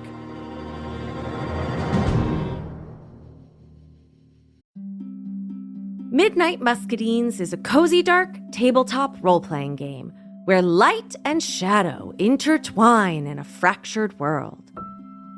Players take on the roles of marmoteers, brave adventurers who journey into the untamed wilderness to collect the elusive Midnight Muscadines, craft magical jams, and protect the fragile light of Nim.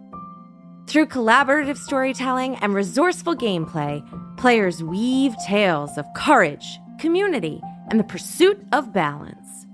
Will you preserve the light, uncover the truths hidden in the shadows, or reshape the balance of the world forever? Midnight Muscadines is perfect for fans of Studio Ghibli and Sea of Stars who seek to capture the magic of exploration and the heartfelt adventure in a world where small heroes make a big impact. Play Midnight Muscadines as a traditional GM'd game, GMless, or even solo. Midnight Muscadines is crowdfunding now on BackerKit. Join the campaign at pandiongames.com/muscadines. I'm Quinns of tabletop role-playing game review show Quinn's Quest, and this is Play to Find Out. Play to Find Out is an actual play podcast that brings notorious old games from the 80s and 90s back to the table. Each season of Play to Find Out, I'm joined by Emily Johnson and Rob Morgan. Good? Nervous? Yeah. You both looked at each other really concerned, like you think what's about to happen is going to be unpleasant. And frankly, I think that's rude. And together, we explore the TTRPGs of ages gone by. Our goal? To separate the TTRPGs that deserve to be remembered from those that maybe don't. I don't know, Emily. It was the 80s. A lot of people were on cocaine. We blow the dust from decrepit systems to learn how they work. Your 100 on the encounter table bursts out. Right, you've encountered a fog. Get ready. Don't laugh. There's one get ready for a fog. Don't laugh. Encounter their unique quirks. I do finger guns to cover up how I wince. A weird thing happens as you do finger guns. Oh, no. And I'm hoping that the Quinn's Quest community will join us in exploring these games too. If you this up, cannot describe to you how much your adventure ends here. Yeah, that's fair. Because the best way to learn is to play to find out. Play to Find Out is available now on the Quinn's Quest Patreon, but the first episode of each series streams for free on the Quinn's Quest YouTube channel and wherever you get your podcasts. Anyway, you failed the Earth Tech roll, and you made jokes while I was doing my exposition, so you don't get to hear anymore. No. Come on. I was shook as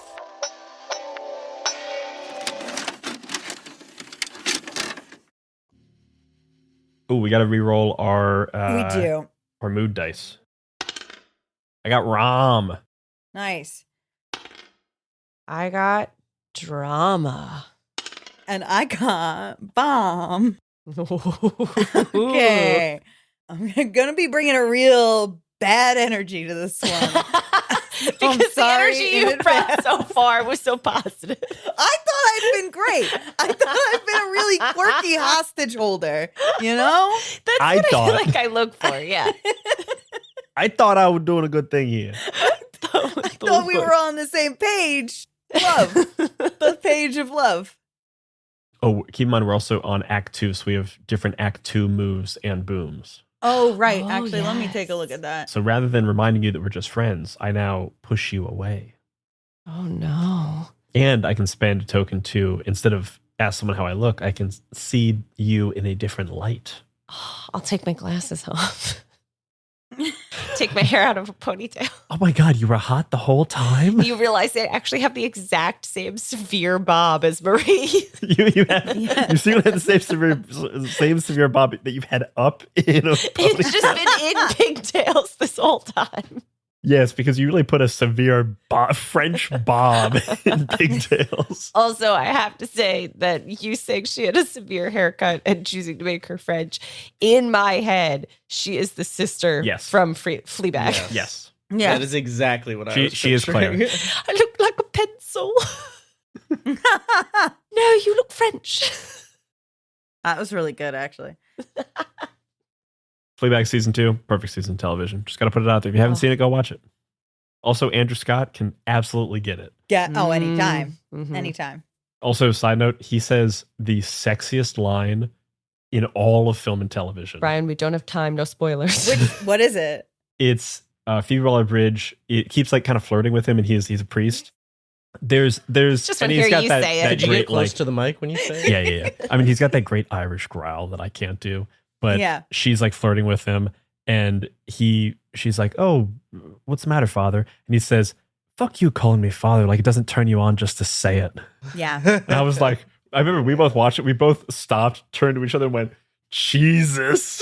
If somebody said that to me and didn't have sex with me after, I would call the cops. But that's They would be in the wrong. that's fucking deranged to do that. I would call the cops. Abby and I on the couch both looked at each other, went, "Whoa," and both crossed our legs in unison. Fuck you calling me father, like it doesn't turn you on just to say it. Fuck. Okay. Whew. Now that we're all in the mood. Yeah. So Next scene's about to get horny. yeah, which is interesting because the bomb tick for this mood that I'm in means that I'm going to gain tokens by getting impatient with you guys. So anytime I get impatient with you, I will be taking a token. Oh dear. For Freddie Prinze, I'm just imagining like, make it sexier. Just like hits a button. All right. So, all right. At the end of the last scene, I did hit you with the inner monologue, Ray. Yes. Oh, God, I don't know what has happened to me with this character. But so to set this next scene.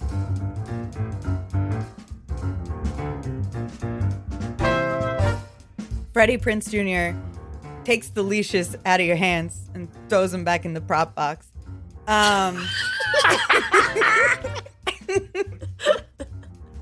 And he has, I think there's a stagehand that he hired on TaskRabbit that he comes over to roll out 2 new plywood boxes, right? And they each like fit just one of you, and you're each gonna be side by side in these two separate boxes with one lamp above each of you, and it's and you're okay, and you're side by side.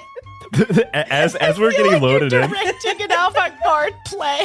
as we're getting loaded in, the PA or whatever comes over to me and goes, "Hey, listen, I'm sorry, but like this counts for my union hours, and I'm so close to my health insurance." So, Yes, exactly. I get it. It's fine. Okay. All right. So these look like, I get it, they look like empty little rooms, but they're not. They're your mind palace. That's where you...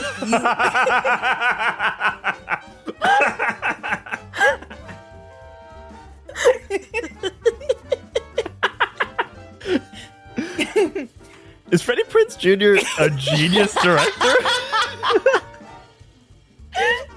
Is this actually going to be awesome? Got it. Totally. Wait, this might be great for our careers. Chaz, focus up. Sorry. I gotta get inside the heads of you two. We gotta find out what's really going on and how you both really feel about each other. And he's gonna back away slowly and sit in his viewing chair. With the ray activated, I just I think, okay, I'm not getting a lot of direction here. And then that gets broadcast over top really loud. I go, oh shit. Both out loud and at the same time it comes over top. Okay, don't think about anything sexy or anything weird, because that'll make it. And then all that gets broadcast as well. Just like, okay, quiet your mind. Okay. Chaz, I think, especially because it's all just going to get broadcast anyway, that we need to talk about you and Marie. And then you're going to hear her internal voice over the top being like, He said that he always told me that he wasn't into it, but then he just told me that he was intrigued by her haircut. And like, who even is he if he's not telling me the truth about these things? I'm going to spend one token to focus the conversation myself and go, no, listen, we don't need to talk about that. We should talk. And then I just come over top and goes, I don't know what to say. She's like really hot and the haircut really intrigued me. I've never been with a French woman before. And like, there was a lot. She kind of like was kind of superior, but not in a way that would get me in trouble at work. So like, I don't know. And I'm going to immediately also spend one to, because of the actual lighting situation in here, see Carl in a different light.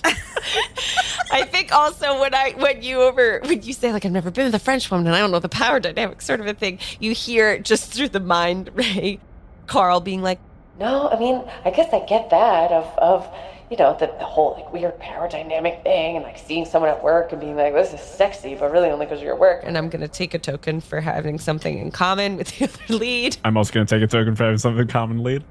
Whatever I just said. So in Act 2, I get to gain a token when I push you away. So I'm just going to be like, listen, let's not talk about Marie. And I really don't want to talk about Marie. And then over top it comes, Jesus, can you just leave it alone? And I just kind of go, both me and the voice in my head goes, I'm going to gain one token for holding back obvious tears and just go, oh, yep, no, yep, yeah. Avoiding your feelings is not what we're here to do. Right. Yeah, okay. So, Mind Palace. I'm going to gain a token for showing that I remember something that you love. And I'm going to do... I hear that your voice is getting choked up. And I'm like... you hear my inner monologue voice just go, oh, shit, you got to do the thing. And then I start doing... Tweedledee without Tweedledum. Thing 1 without thing 2. Put them together and what do? You get Tweedledee and thing 2. And I remember something you love, and it's that dumb fucking song I sang one time that you ask me to sing all the time. And I'm gonna gain 2 tokens, one for sharing a smile, laugh, or moment of calm with the other lead, and then I'm also gonna take another one for letting my gaze linger on you for a moment too long as you do the stupid dance that goes with the stupid song. I'm also going to take one for sharing a smile and laugh, and like it finishes up and we kind of like both laugh. You know, a real natural laugh. Ooh, I'm gonna spend 3 tokens and do the secrets boom. To speak out of earshot from the villain. The villain should plug their ears and yell la la la la la for 20 seconds. La la la la la la la la la la la la la la la la la la la la. I'll loop that. I'm just gonna kind of like lean through, like as we're laughing, I'm gonna lean through the slats I'm gonna like kind of lean forward, and kind of get in real close and go, "Hey, listen, we're gonna learn a lot about each other. Because you know the mind thing. I just want you to know that I really care about you, and whatever I may be thinking in my head is not what I actually like. It is what I actually think, but it's not what I actually think. And I don't mean for it to be hurtful, but no one should have this kind of access to each other's minds. Okay, so I think that. But it's not just anyone; it's us, Jazz. I know, but I just want you to remember that like what I'm saying is what I actually mean, and what I'm thinking in the instant is just like kind of base thought. And once that's all processed, that's what I really feel. You know what I mean? Okay. I'm saying there's animal instinct thoughts, and those aren't really me. Those are just things that come out of me. That's pure id. No one should be exposed to each other's pure id. Right. No, totally. And then I'm gonna gain a token for focusing on something other than them, and you just hear the internal thoughts going, Id. I feel like I know what that is, but also, was it ID? Or like, I don't really remember. I feel like it's something about Freud. But then was that the Freudian slip? Remember that girl who was at the Halloween party that one time, and that was her costume, and it felt like really clever, and all the guys there were like, oh, how sexy, how fun, and I was like, I don't get it. I'm gonna gain a tick because I find something in common with the other lead. That it is true. We should not be exposed to each other's id. I just point up and go, see? Yeah. I think I'm listening again. It has been Yes, yeah. Oh yeah. Okay. I'm gonna spend 2 tokens to create another NPC. And I'm gonna roll. Their mood is 1 Rom. And it's gonna be the guy from the auto body shop who does the paint jobs. Great. Who is gonna come into the room. What, did we already give him a name? No. It's Pete. Hey, so I know you told me to not come down. What's happening over here? Who's this individual? And he's gonna make eyes at Chaz. Chaz just goes, "Oh, a potential ally," and then that gets broadcast. And then Chaz out loud goes, "God damn it!" Oh, look at you look like you work out. Maybe look at those biceps. And then I'm gonna take a token as Carl for holding back tears at this beefy man who has come down here and is immediately getting more attention than I am from Chaz. It's probably because I don't understand what it is. So the Rom NPC, you can give them a token to remind the leads how hard it is to find love with an anecdote of your own failed love life. So what's his name again? Pete. I'll give Pete a token, and Pete just like kind of comes up real quick. Oh, is this the whole? Wait, what was the voice we did? It was similar to the Freddie Prinze. Hey, is this like one of the things to get is this like a whole thing to get Camilla back? Is this like rom-com type thing? Yeah, I think it is. Listen. I had a thing with Camilla way back when, and she does. Elliot's eyes just got huge. And she does demand a lot in a lot of weird ways, good ways, bad ways. You got to be consistent, but also, peaks and valleys. And, it didn't work out for me. It was just too much. Sometimes you just need consistency. Right. I think I'm not hearing this. Carl's going to walk over to Chaz and just sort of like put her arm around him, and she's gonna try to make prolonged eye contact with you. Just like forcing intimacy. Just sort of connecting me, like, I know this guy's like kind of weird. You hear it just because she's realizing she's trying to like communicate with ESP, but sort of forgetting that it's just being projected to the entire room. Just be like, This guy's pretty weird, and I feel like it's a problem that he's really on board with all of this, but he's right. I mean, kind of have to it takes a lot of work for any relationship, romantic, not romantic. I'm going to gain a tick for pushing you away, and I physically put you back in your box and go, no, we have to keep playing. You physically put me in the box. I physically put you back in your box. You came into my box. I'm just like, no, sorry, it's a one-person pine box. Nobody puts Carl in a box. Pete, hey, can I talk to you for a minute, Pete? It's just, Yeah, what's up? Sorry. Actors? Yeah? Take a minute. Pete, I know you want to be involved in everything, but this is, art that we're making. And your off-putting energy, it came in here and it started to really mess with the dynamic of my lovers. What do you mean off-putting energy? I think I got a very calming presence, you know? It's just that you're bringing up Camilla here in the studio. First of all, Camilla's not in the show. Camilla's the audience. Second of all... Oh, you better not tell Camilla that, because she's going to want to be in the show. Second of all, since when are we freely talking about you and my wife? I thought we agreed that functionally never happened because I'm the only one who gave her a ring. Remember? I'm going to spend one token to remind the other lead about how much time is left on the timer. Jazz, it feels like they're maybe having a moment, but we've got like less than 2 minutes. I'm gonna focus the conversation on myself and be like, hang on. I kind of want to hear this. This is getting interesting. We can maybe use this information.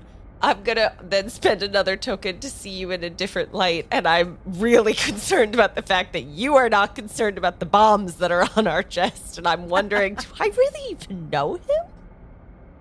Pete, Camilla and I, we've got something that you two would have never had, never did have, and never will have. And, Pete, I think I should remind you that, while I like you and I like the paint work that you do, I do, as we've established, know how to make bombs. And I'm going to spend 3 tokens to erase an NPC with narrative expediency satellite beam. And be like, and I have a spare key to your house.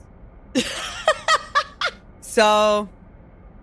You just see Carl. You just see Pete goes, well, that was a thinly veiled threat. I think I'm gonna get out of here. Now I'm southern. I'm gonna gain another token for obviously holding back tears. Oh my god, we are definitely gonna die here. Holy shit. There's so many bombs. In the last 10 seconds of this round, I'm going to spend 3 tokens to do the Rom Boom to make consensual physical contact and fill 1 spot on your love track. And I'm just going to come in and just give you a big comforting hug. Aww. Be like, no, we're figuring it out. We'll figure it out. We're playing the game. That's all we got to do. We just got to keep playing the game. That is the scene. Beautiful. Cool. Guys feel good? Feeling good. Yar. Feeling groovy. Feeling jazzy. I'm not feeling Jazzy? groovy, but We're making jazz. We're making Feeling good. beautiful I'm jazz. really loving all of these characters. This is very fun. It's incredibly funny. All right. I'll leave it to you guys to take it through the scene in betweens. And we'll that's get right. into the yes, next scene. I played into a couple of them this time. Yes, I kind of forced 2. Forced 2 of them. Okay, so for the lead tracks, fill in those 3 slots for the love track based on if the following occurred in the scene. You said the words "I love you" for 1 spot and meant it for 2. We didn't do either. We didn't do that. Shared prolonged eye contact for 1 spot and it made your heart race for 2 spots. I forced us to. Did you? I don't remember if you actually told me if you complied with my forced prolonged eye contact. I think we got some prolonged eye contact there at the very end when I like kind of grabbed you and hugged you. So I'll take one. I will also take one. We did share consensual physical contact Right at the end there. Kind of got a double. Kind of got a 2-for-1 out of that ending. You know I did. Oh my god. That came out weird. Damn. That came out great. It wasn't the mood. Guess I'm better than I thought. It wasn't. Oh, dab. Brian dabbed, listeners. He dabbed. We don't like the dab. All right. Well, I did so good that the dab didn't ruin everything. It just made it okay. Yeah. Just made it okay. Fill at most 3 spots on the freedom track for each of the following that occurred. You hid something from the villain, 1 that aided the other lead, 2. I don't think we hid it. Oh, well, we had a We used the secrets boom, but that's I would count that. I think the secrets boom is the third is thing. its own thing. Yeah. Okay, so we used the secrets boom, and we forced the villain to intervene directly, and they failed to stop you. We again forced them to remove the NPC. Yeah. Yes, That's true. You did force me to intervene. Yes. It did it fail to stop us? I think actually it forced us to sort of lean further into the realm of the calm. Ah. Yeah, I'd say we get 1 point for it. I would give us 1. Yeah. All right, that's our freedom And then track. we use the secrets boom. Yes. I guess And you I use the get that secrets point. I don't think you do. Right. Ooh. Oh, well, then I have to erase it. Because this is asymmetrical.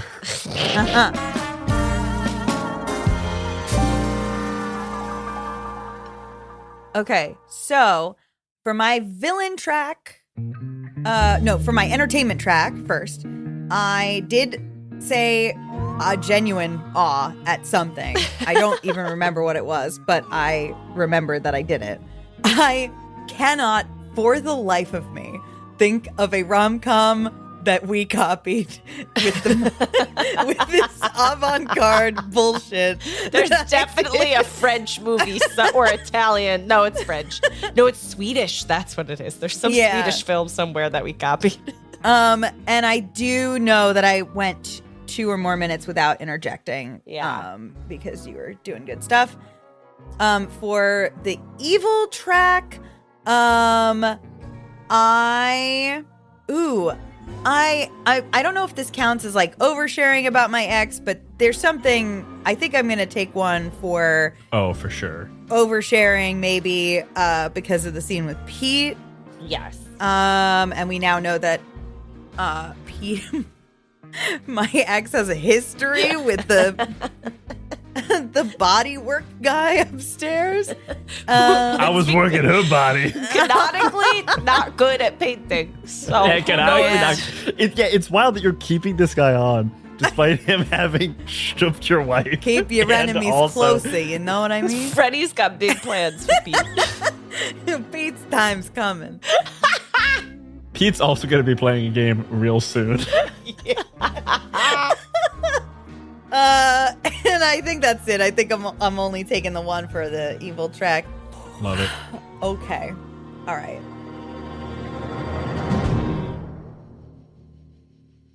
Oh, right. We got to roll our. Oh, yeah. Roll our mood. Roll our mood for this one. Come on, give me. Ooh, okay. I got 1 again. I got bomb, baby. I got calm. Which means for me that I gain token anytime I inappropriately relate one of the leads to my ex, Camilla. Okay. All right. I had a direction that I was going to take this in, and I'm changing it. All right. Great work with the mind palaces. Your thoughts are your own.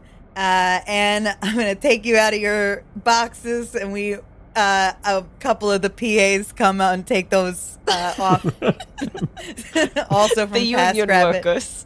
Yeah, and I'm a union guy. You don't think I'm a union guy? The PA's just whispering, The rates are really good. Oh, okay. Oh, good. And the crafty is solid. It's not the best crafty, but it's solid. That means a lot. Nice. I'm very happy for you guys. They roll the mind palaces away, and they bring on a dining set, a table with 2 chairs, and they like drape a little a little curtain over it, and there's a little vase with a single flower and 1 lit candle, and there's he comes out and he pulls out the 2 chairs and motions for you each to sit down.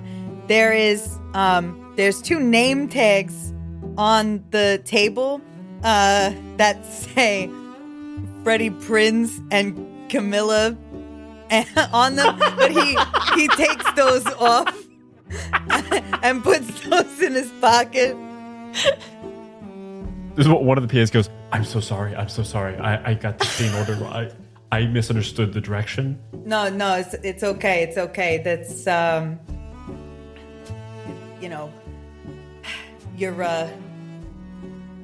you're allowed to make mistakes. You're only human. Don't overthink it too much. Also, Thank you, sir. Thank you. There's meats and cheeses. Over there, you're fine. And he clutches the name tags just a little too long.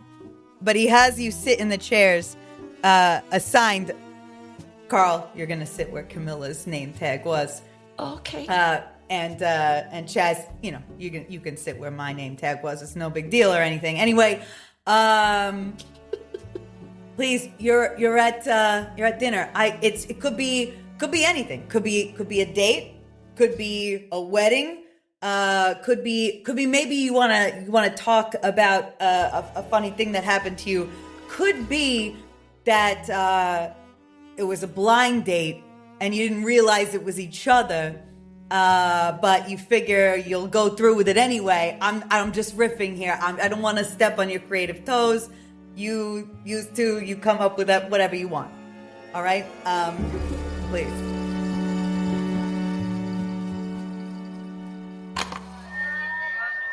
I like the blind date. Let's do the blind date idea. Oh, okay. Or do you want to do something else? No, that's okay. We can do that. Sure. Okay. It's you. Oh my god! It's you. This is who would have known? Guessed it. Crazy. Oh. I mean, I guess we're here though. We're both hungry. We could sit and eat. And I've been trying to get a reservation at this place for a month. Yes, that sounds like something you would do. And So. I want to get a token for sharing a smile, laugh, or moment of calm with the other lead. Yes, we're both just playing along. And we'll also take a tick. Great. So, Chaz, Carl. how did, just like out of curiosity, how did your friend describe me as a blind date? You know, like when they were talking about me and what they liked about me and what they thought that you would like about me, if we were just gonna talk about that maybe as a thing, I'm going to gain a token to show I remember something that they love. I'm going to say, he kept telling me you're a really snappy dresser and that you really express yourself with your clothes, but in like a fun way, in a way that like feels aspirational. When you see someone who dresses really well and it feels like they're really comfortable in their own skin, it's like, oh wow, they can do it. Maybe I can do it. Like, it's one of those people where you see them dress and you're like, oh, I guess I could try tomorrow. I could try. Carl's not going to say anything, but her eyes are going to linger on you on your eyes for a little long as she sort of she didn't expect this and is overwhelmed by the fact that you are saying something really sweet and lovely to her. You really? Yeah. Do you think I make people want to try? I mean, that's why I bought the cardigan last year. I was never a cardigan guy, but then you wore the cardigan, and it like you did it with just the kind of the Oxford shirt underneath. It was kind of like the half tuck thing. Yeah. And I was like, I couldn't do that. But I was like, well, why don't I try? It's called a French tuck. And I'm going to take another tick for, again, gazing into your face, just for two obviously sort of mouth half open, being like, ah. And I'm going to take another tick for focusing the conversation on myself. And yeah, and I looked really good in it. And like now I'm a cardigan guy because of that. That's why I got all my cardigans. That's why I keep asking for more cardigans for all my birthdays and stuff. Right. Cardigans. It was because of you. And I'm going to reach across the table and like gently grab your hand and spend 3 tokens to make physical contact and fill 1 spot on your love track. Oh my God. That's what Camilla's been trying to say to me this whole time. She wants me to put in this effort. She wants me to try because, just like you said, you make people try. She does make people try, and I don't try. Well, I'm trying now. You are trying now. And I mean, it's like, let's be honest, a kind of super real fucked up overcorrection sort of a trying, but I do think that you're trying, and I'm gonna gain a token to focus on something other than the other lead and really like turn my chair so that I'm facing Freddie Prinze. I just feel like it seems like you and Camilla have a real connection, and we do. If you clearly want to put in the effort.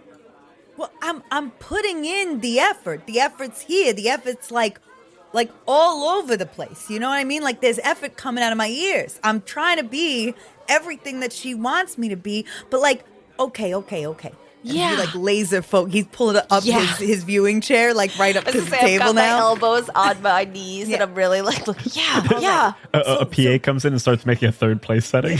Yes. So for you, if I was gonna try to, impress you and make you think that I loved you, because I do. I love Camilla. Of course, yeah. And you're basically Camilla right now. Do you think am I a lot like Camilla? Well, everything you just said was like everything Camilla was saying to me. Bang, bang, boom. It was like point. So I'm just thinking like, okay, so what would you say? What would you say if you wanted me to try in a different way? Like, totally. Would you say that this is a good way to get her back? I'm not gonna lie to you. I don't. But here's the thing is that I also just don't know if I'm your gal Friday for this, because I'm gonna level with you real quick right now. And I'm gonna gain a token for complaining about the other lead to the villain. I have been trying to get him to sort of see certain things about me and sort of, be on the same page in that way. And it's just like, no matter, he's even saying that I make him want to change, but it's like, or like try or whatever. But then he's not picking up on the stuff that I do sometimes. And it gets really frustrating, Yeah, it's like he's not even paying attention to you. It's like you're not even there. Exactly. That's what Camilla's been saying to me. Yeah. Oh my God. Carl, I don't know. I should have been. Are you on TaskRabbit? Because I use it a lot, and I feel like it's not really my profession. Doesn't really do TaskRabbit sort of stuff. Yeah, but maybe I should look into branching out. But this is what I'm saying. It's like I try to do this, but sometimes if you're just not on the same wavelength, then you're just not on the same wavelength. Yeah, but you know what? The thing is that he's an idiot.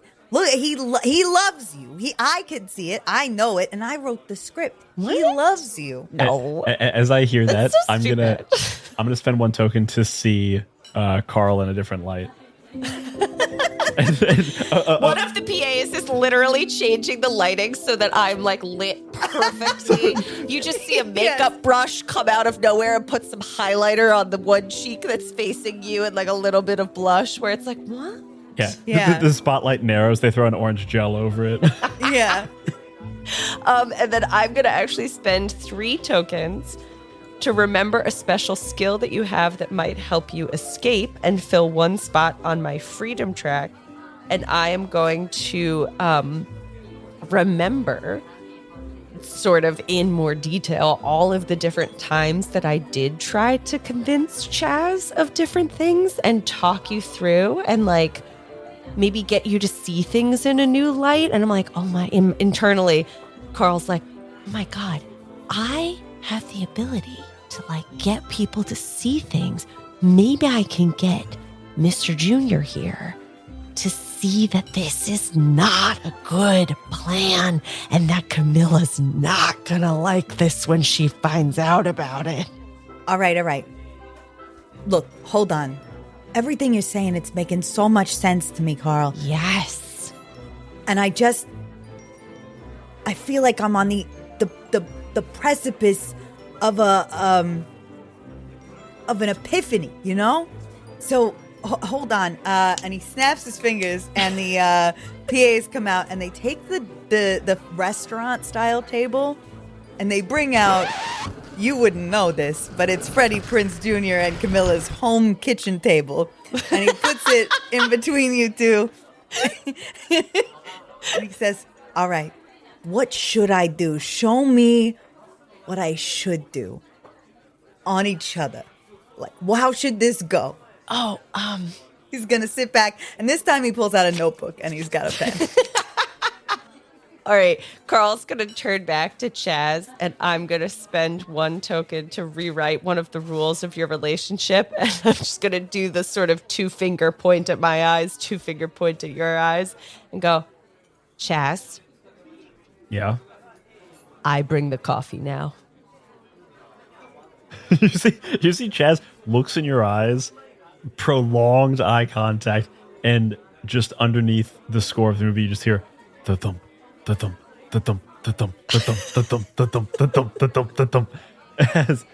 Chaz goes, I guess I could learn to bake. I'm gonna gain a token for letting my gaze linger on you as you say bake, and my heart flutters. I'm like, oh my God, he's gonna bake for me. Oh my God.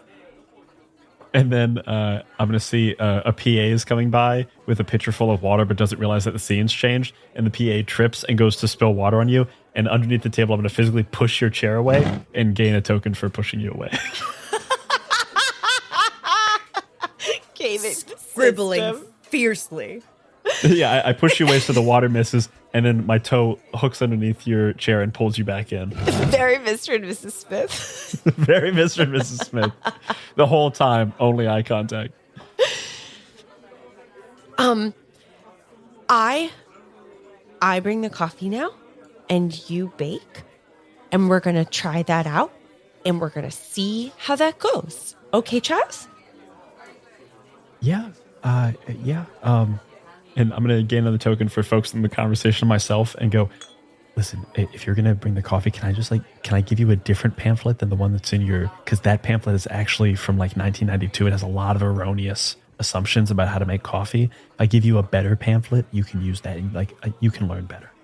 I'm going to gain 1 token for complaining about the lead to their villain and turn back to Freddie Prinze and be like, do you see, like, now is not the time for you to be saying something like that, okay? Right. But then I'm going to immediately spend 3 tokens to use the secrets to speak out of earshot for the villain. Real quick, it's supposed to be 20 seconds, but we're going to get 10. And be like, okay, this is the thing, is we gotta really play along for this. I think that we could get Freddie Prinze Jr. to change his mind if we just sort of play along and you follow my lead on everything, okay? Okay. And I'm going to spend, I'm going to gain 1 more token for finding something in common with the other lead. I'm going to spend those last 3 tokens to make consensual physical contact to get you another point on your love track. As we high five. That is the seed. Oh my God. Literally brilliant. Oh man. All right. We got some track questions. We got some tracks. Woo. All right. Love track. I power game this a little bit. One is you say the words "I love you" for one spot and meant it for two spots. Neither. Nope. We did, however, share prolonged eye contact for one spot, and it made our hearts race for two spots. Made your heart race. Oh, it made my heart race. My heart raced when you mentioned baking, but I don't know if we were doing prolonged eye contact. Oh, eye contact through the whole thing, through the whole chair bit too. We shared Shared consensual physical contact for one. Yes. Ooh, my love track is looking good. And then for the freedom track, we hid something from the villain for one that aided the other lead. We did at the very end hid that the new sort of plan, and it's going to help both of us. Sure. Yeah. So we get 3 total for that. Or we get 2 total. I'd say we probably get 2 if we combine it with the secrets boom. Cool. And then we forced the villain to intervene directly. I don't think we did. We didn't force it. The villain just kind of came in. To switch it to a kitchen table. You really forced my hand, I think. You really forced my perspective. Hey, if you think it, we'll take it. I think so. We did use the secrets, or I used the secret spoon, because if you will recall, this game is asymmetrical.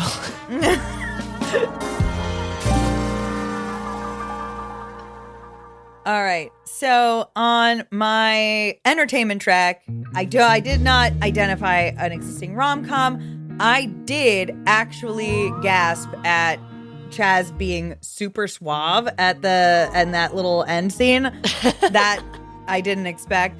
And then in the evil track, for sure, I learned something new about love. I've learned a lot about love. I think I've learned that I need to hear Camilla.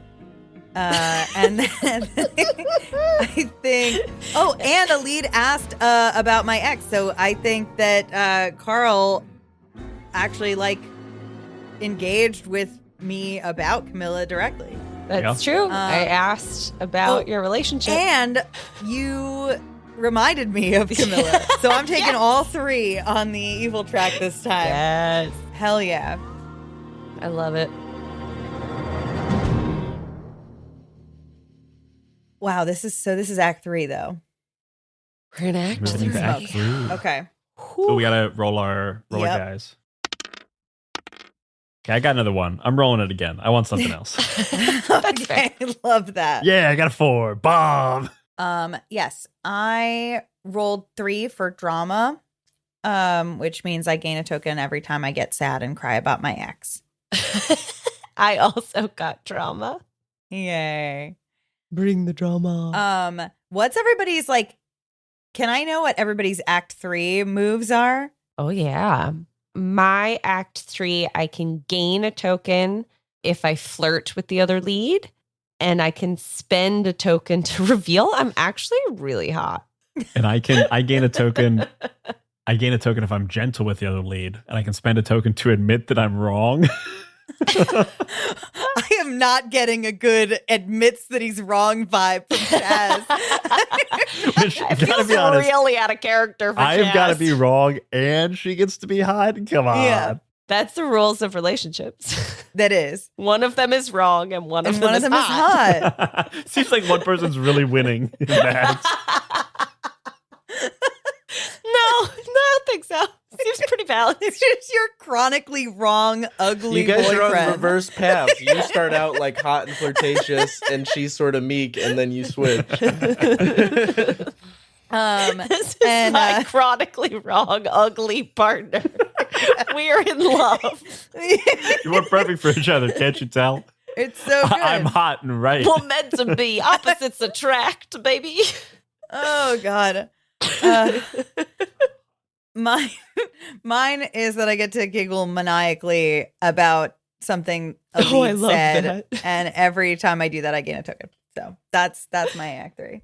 Nice. And you have a spend. And I have a spend to change one of the lead's looks, so I could make you hot. I could be the one that. I mean, really, my PAs are gonna do all the work, but I can make it. Yeah. I can make it so. I can make it so. You're like that Picard guy.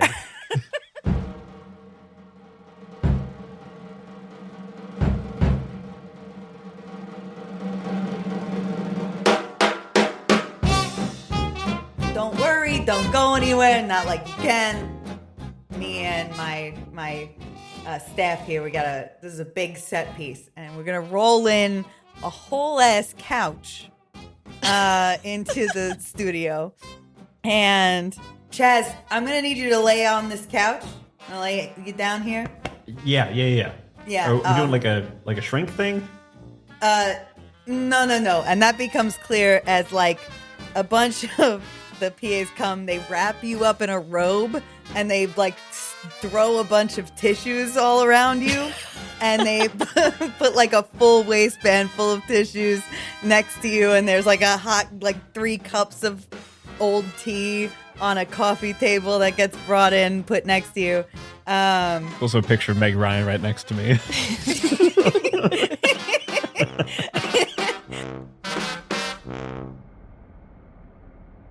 Freddie Prinze is gonna take Carl and gonna put you in a I didn't have time to make the whole door. It's just a frame, but Right, that's okay. Yeah, just knock on the thing.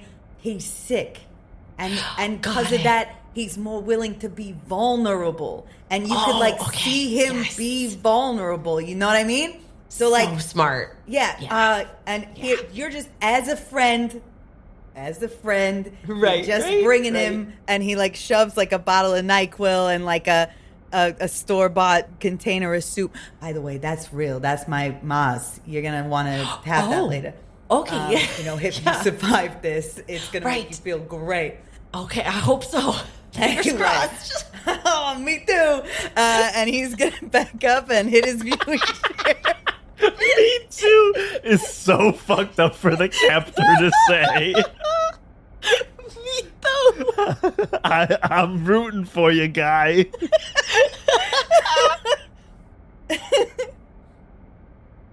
All right, here we go. Carl's gonna go over and knock on the door frame.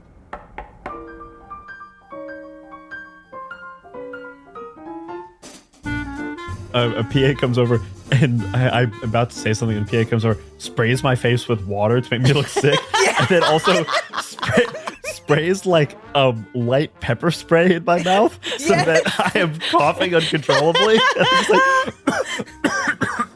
Yes, come in. Oh my god, are you like legitimate? Like, are you okay? What was that spray? I'm sick. Yes, I'm sick. Yes. Okay, it's okay though, because I brought you soup. I'm gonna spend 1 token to focus the conversation myself. Give me the soup.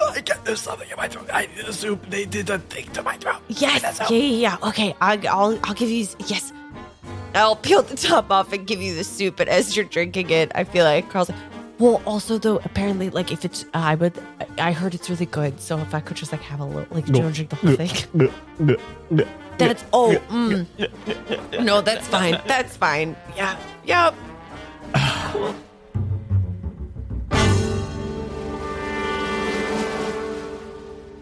That's good soup. Did you make this soup?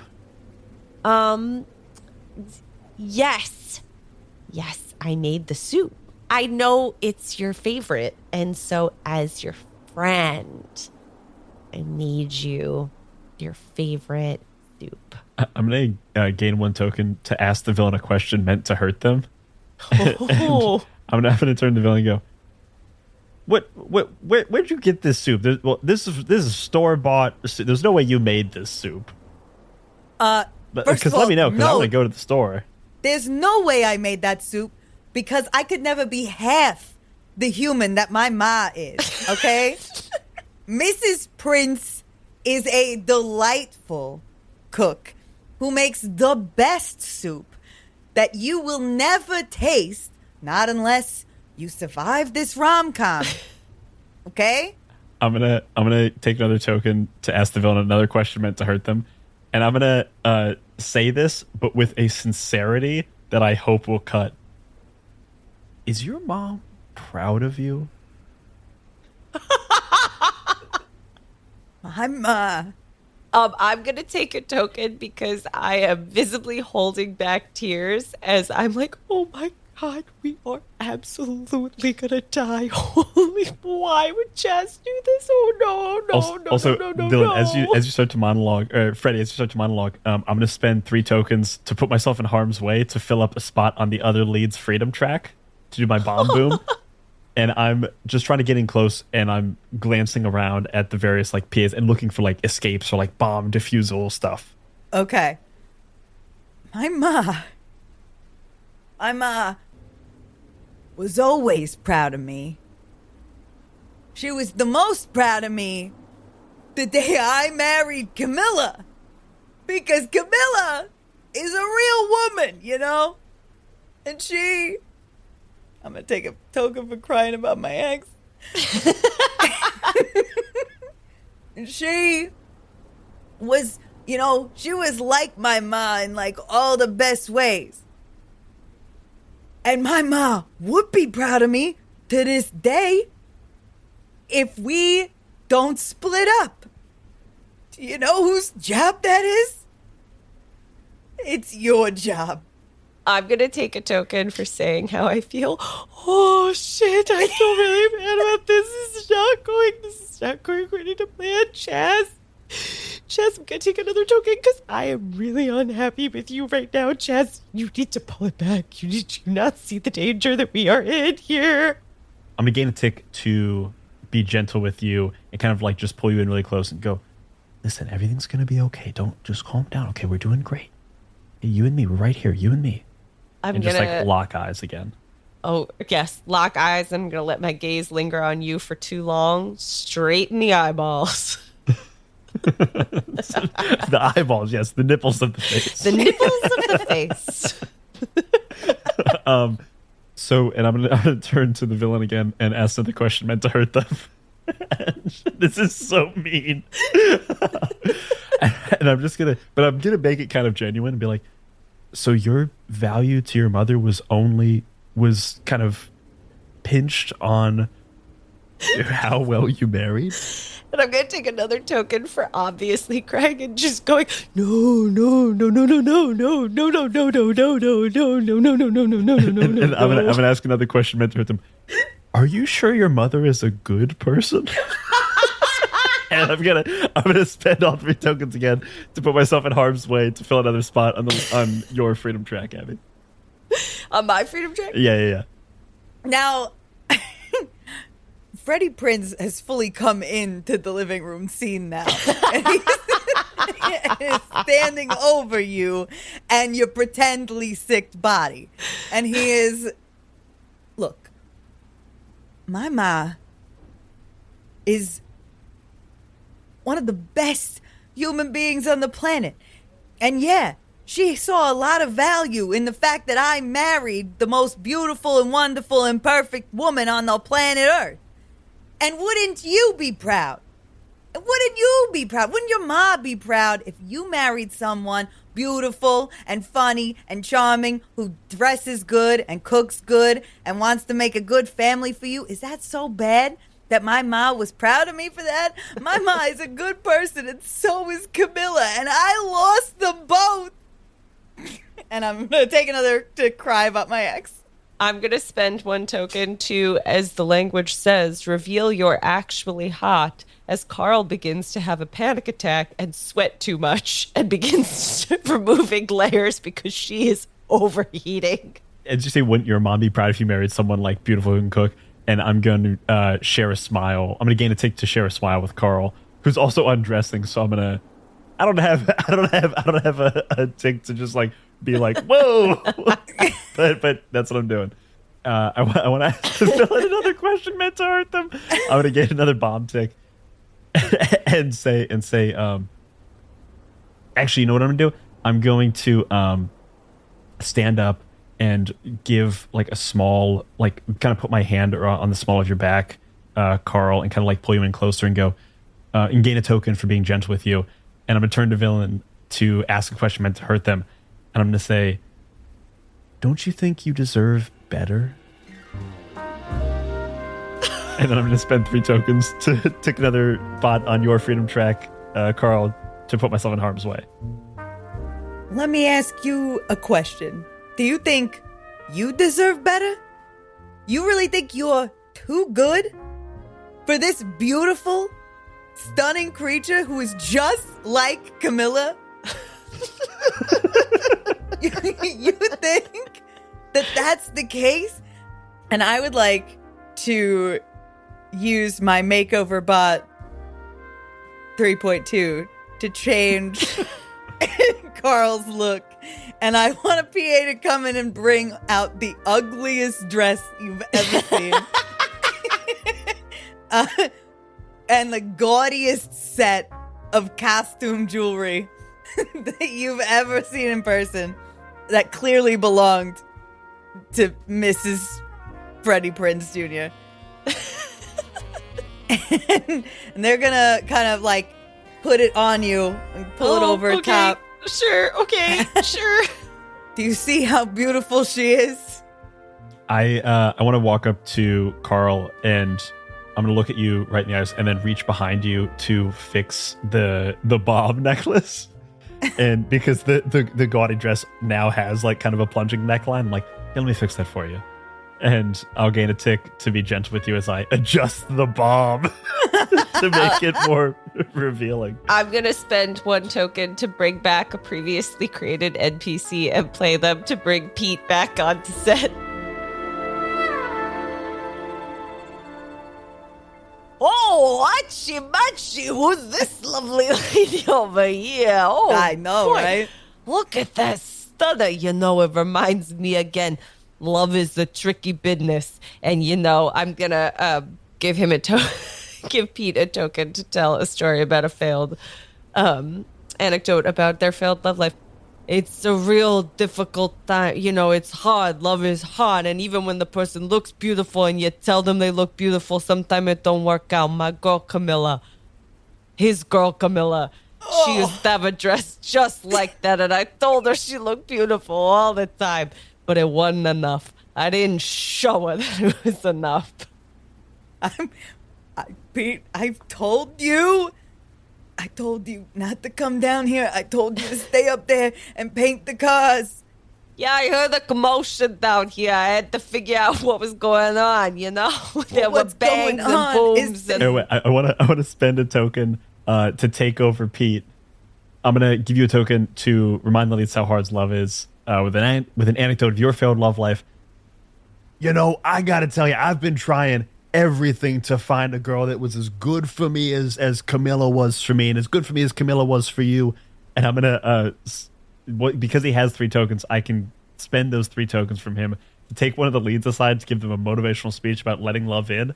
I'm going to instead have Pete take Freddie Prinze aside. Yes. And just like put a big beefy arm around your shoulder and like pull you in close and go, listen, Freddie, I gotta tell you, Camilla, a fantastic woman. You couldn't do better if you tried. He's trying to hurt me or something.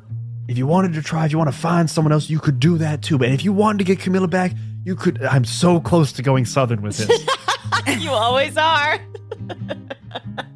But my guy, if you wanted Camilla back, I see what you're doing here. And this is exactly the kind of big emotional display that she's been looking to you for. I see the way she looks at you. I'm just going to go Southern now because that's my true thing.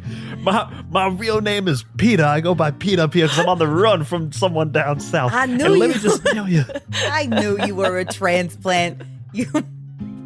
That's what, I'm Kentucky Fried all the way, but up here, Peter just doesn't work. I gotta be Pete. I knew it the moment I saw you, but you know what? You're right, though. This is exactly what Camilla wanted. This is gonna be huge. She's gonna love it.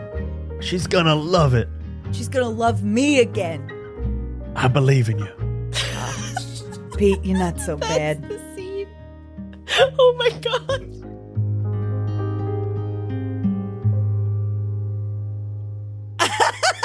That's the scene? That's the scene. Damn, that one moved quick. That was high stakes. High stakes, high move. Oh my God. We got some track cues to answer. We do. For the leads, fill in those 3 spots on the love track based on the following occurred in the scene. You said the words "I love you" and meant it. We did neither of those. Still haven't yet. Saving it for the right moment. We did share prolonged eye contact. Yes. I didn't specifically say it made my heart flutter, so I'll just take one. I will chime in to say this is your last chance to fill tracks, so abuse the hell out of them. Mm-hmm. Oh, my tracks look good. My tracks are exceeding expectations. They're exceeding, they're excelling, they're exotic. They're full of X's. We shared consensual physical contact. Yeah. Check. On our freedom tracks, we hid something from the villain that aided the other lead. I don't really think we did that this time around. No, not really. You forced the villain to intervene directly and they failed to stop you. Would you say that we forced? Well, yes, by bringing the NPC Pete back into the mix, we forced. I think you did. Freddie Prinze Jr. to have to address Pete. Also, Brian went right for the. That's right true. for I the did throat come multiple right times. at him. Yeah. Yeah. Oh, my God. you asked so many hurtful questions. We did not, however, use the secrets boom. I would actually say, Brian, if you wanted to give yourself another spot for they failed to stop you because you continued That's true. to I just kept ask doing it. really You never. mean I'll take it. questions. Yeah, you did. It was a gambit. It was a gamble. I was positioning you just to get to "Don't you deserve better?" Yeah. Deserve better. And for me, the entertainment track, existing rom-com, this was, of course, again, You've Got Mail. Honestly, you don't need another rom-com. You don't need there are others out there, and they're good and they're worthwhile, but you don't need another one. It's also got got a little bit of everything. like crazy stupid love. Everybody comes together in a Yes. Yeah. chaotic scene sort of moment. Yes. And I definitely went more than 2 minutes without making a move or interjecting. For my evil track this time, woo boy, we're definitely taking all 3. I mean, I was asked 17 questions about my ex in a malicious format. I definitely overshared, and I think I learned something new about love. Oh. So this is wild. These tracks are full, baby. I got a new mood, and I had to abuse it. Yeah, and you did. You did.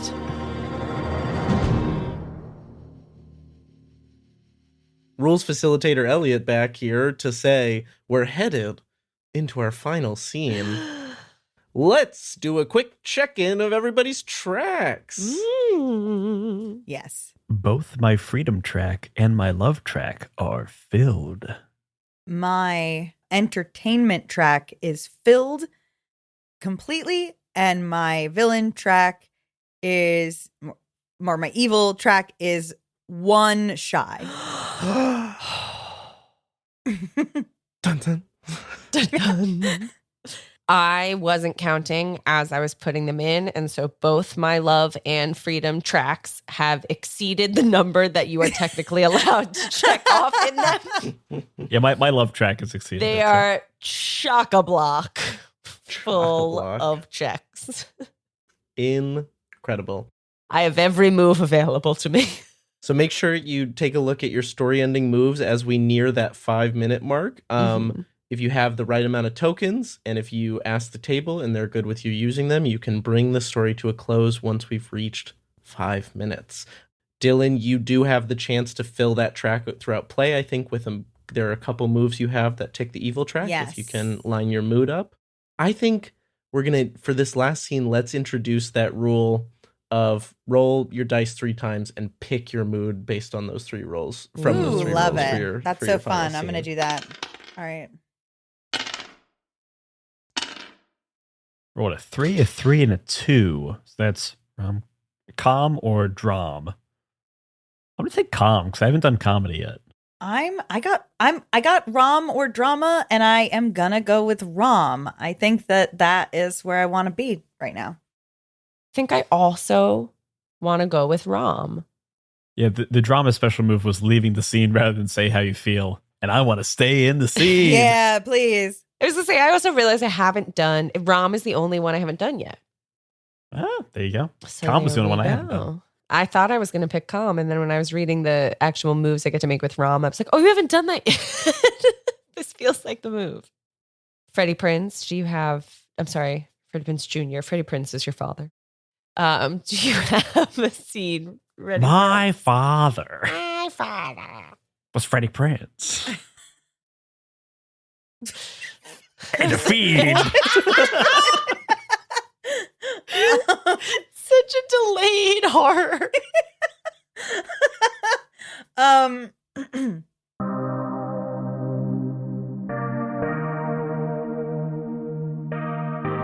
You're both taken to separate rooms with 2 separate PAs. They get you all dressed up. Tux, a glittery gown, jewelry, a nice watch. You got a pocket square and everything. Real nice stuff from my cousin's shop. Going back tomorrow. It's gotta go back. It's on loan. Gotta go back It's on loan. Unless you twos blow up. And then I'll owe him. When you come back out of the room, Freddie Prinze is hidden in the shadows because the room's all dark. And it's just a little lights turn on and there's a little disco ball. And it starts to play some music over what is clearly, audibly, a cassette tape from a million years ago. And the music is playing. And then the PAs all sort of like drop what they're doing and they all start dancing with each other on the dance floor. And there's 2 spotlights on both of you. All the PAs are in their show blacks, but they just add in a white bow tie. That's exactly it, yes. Yep. Carl looks at Chaz from across the room and is going to, right off the bat, gain a tick for sharing a smile or laugh at the situation at hand. I will also gain a tick for that. And I'm going to gain a comedy tick for doing a silly voice that is charming. Go, thing 2.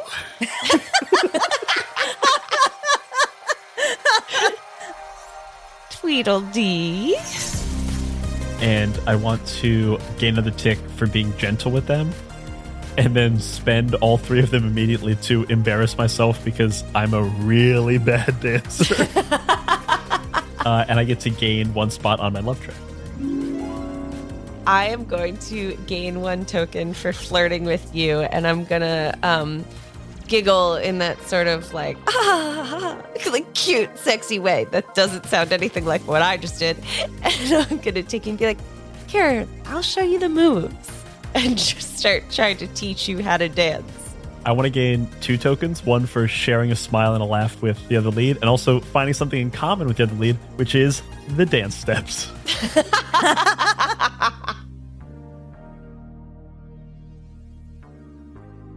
As you start dancing, something you didn't realize, of course, is that Freddie Prinze Jr., you don't realize it until one of the PAs like kind of twirls around you and you see that Freddie Prinze Jr. is dancing with them in the scene.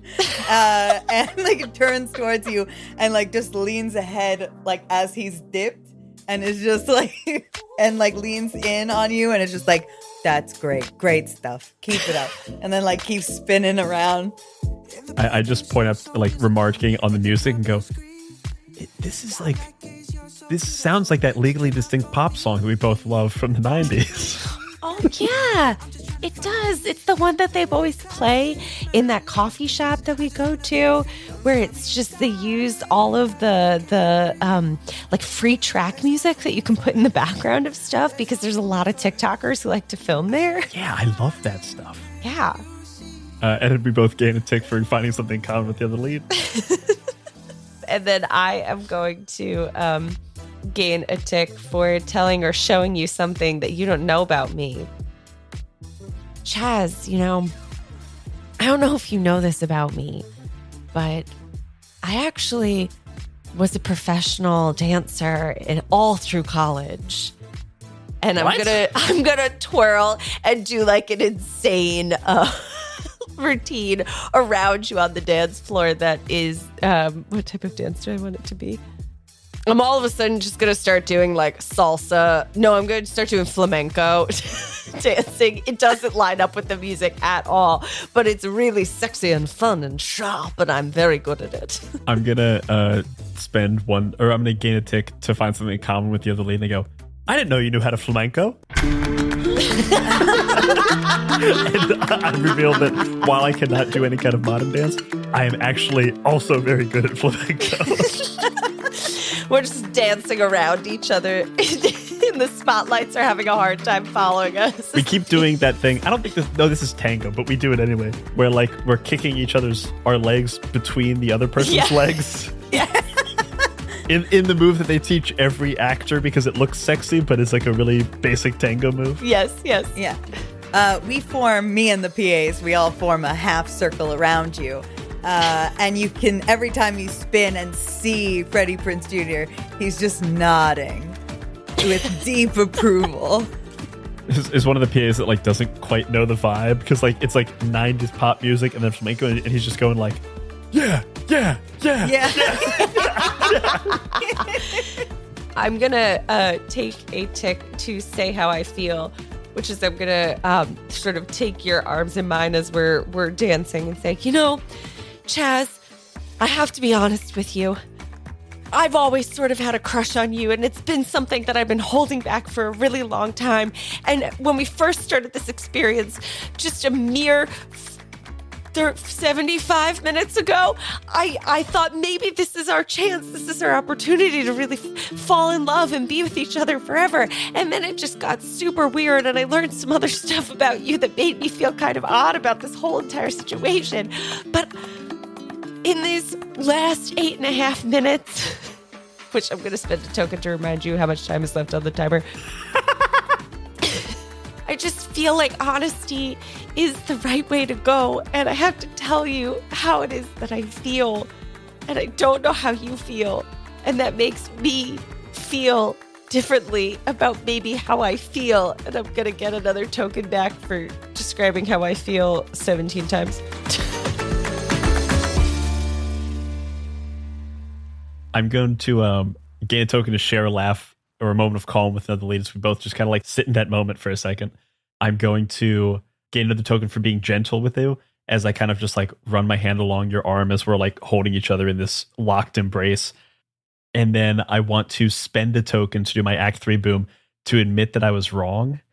And I'm going to say, listen, I think love is all about sustained commitment, and it's about doing the good thing every single day and deciding to do it every single day. And I think there's a great romance to that, but maybe sometimes you need a big gesture too. Do you mean it? And I lift you up and toss you into the air in an epic dance move a la, what is that from? We do the dirty dancing routine. Dirty dancing. We do the full routine from Dirty Dancing. We do the full routine for Dirty Dancing in this massive pickup move, and we stare into each other's eyes, and my heart goes thump, thump, thump, thump, thump, thump, thump, thump, thump, thump, thump, thump, thump, thump. Wow. That was great. Truly great. No notes. Jazz, I had no idea. Also, I think it's working. I think Freddie Prinze Jr. really believes in our love. I'm going to find something in common with the other lead and gain a tick and go, yeah, keep doing this. Definitely for no other reason. I'm going to gain another token to tell or show you something that you don't know about me. And I'm saying, another thing that I don't think that you ever knew about me is that one time, also in college, I took a bomb making class, and I've been sort of studying the bomb that's on your chest. And maybe it looked like I was ogling your bod, but really I was studying it. And I think I might know how we could deactivate them. I'm gonna take a token for folks in the conversation on myself and go, why didn't you tell me anything about yourself? These are two big things. We could have been doing bomb stuff together and flamenco dancing together this whole time. Wait, are you interested in bomb stuff too? I also get another token for sharing something common with the lead. Yeah, I love bomb defusal. Take a token for finding something in common with the other lead, and then I'm also going to take another one for letting my gaze linger on them for a moment too long. And this time I am definitely ogling the boss.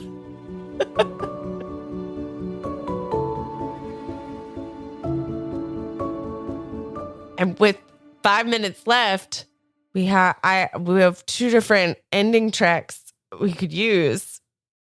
So we have a love track. So we can pool 8 tokens between us to give a genuine monologue about realizing you're in love with them.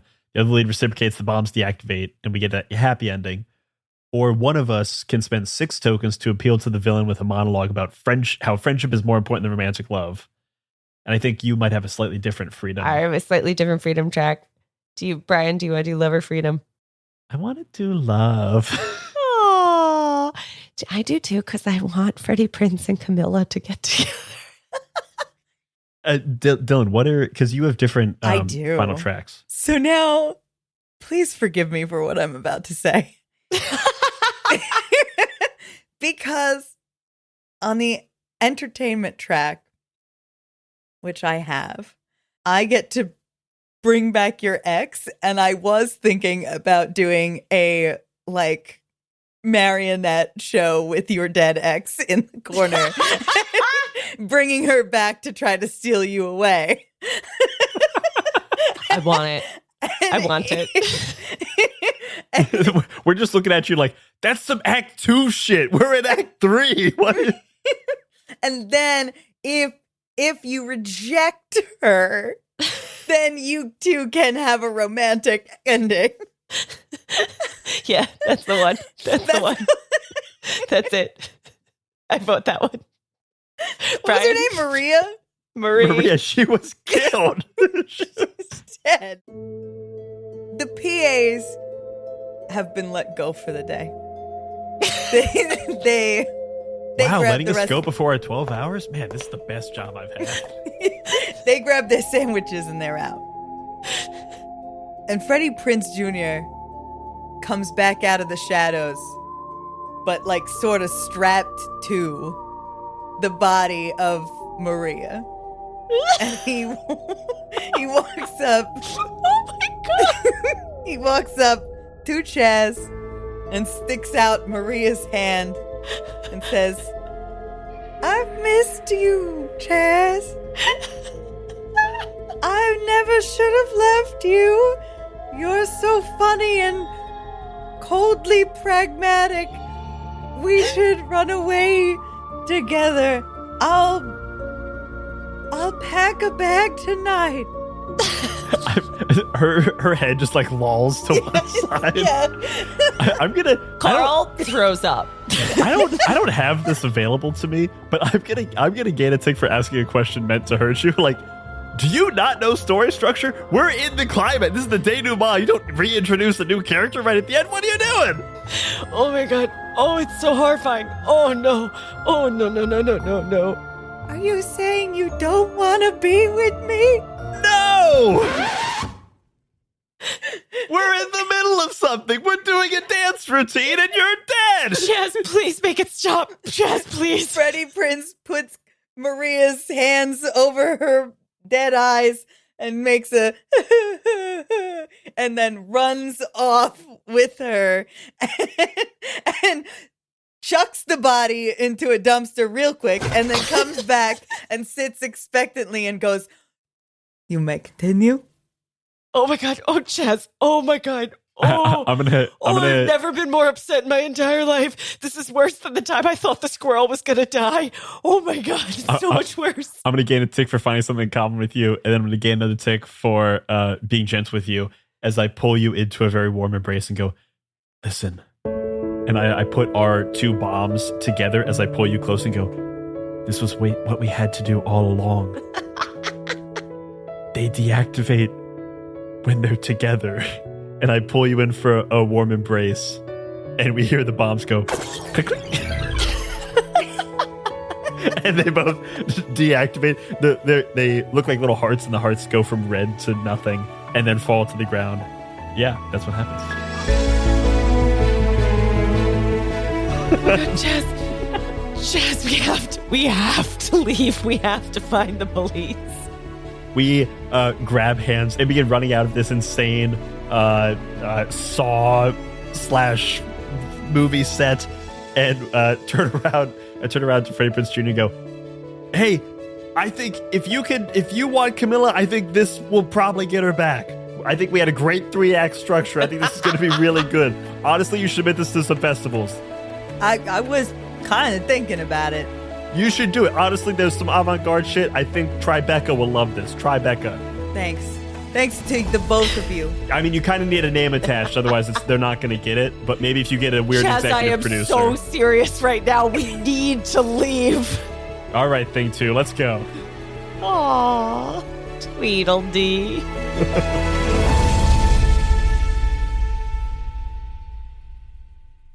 As you two run out, Freddie Prinze is going to walk up the long stairs up into the body shop. And at the top of the stairs, he's going to hang his hat on a hook. And he's going to flip a light switch, one single light switch. And the camera pans to down in the torture dungeon that you were all in. And lights will go off. And you'll see that there's like so many prop rooms and like a full studio break room. There's a writer's room. And like all these lights start going off one by one until the whole basement is dark.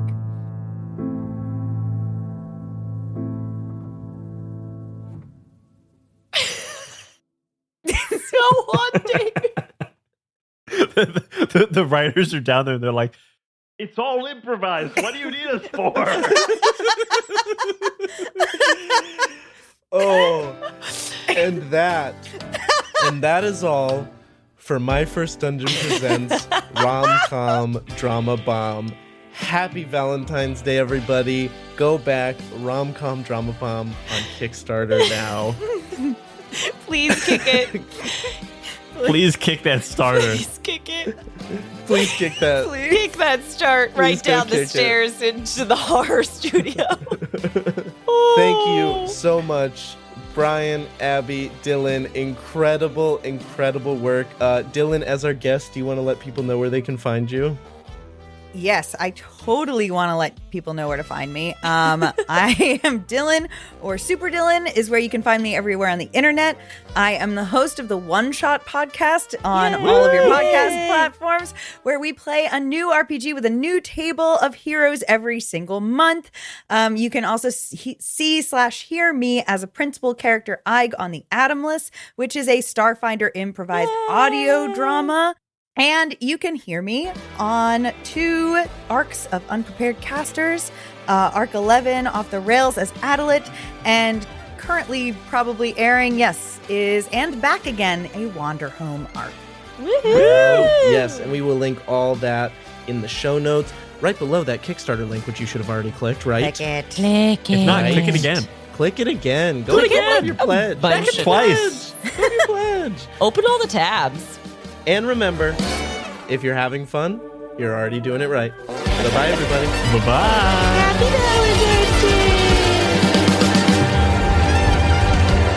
When we met, I didn't know just how far this would go. I took you home when you were broke. Now it feels like my heart's gonna explode. When we met, I couldn't see just how big this could be. We went inside and made some tea, and that's what started everything.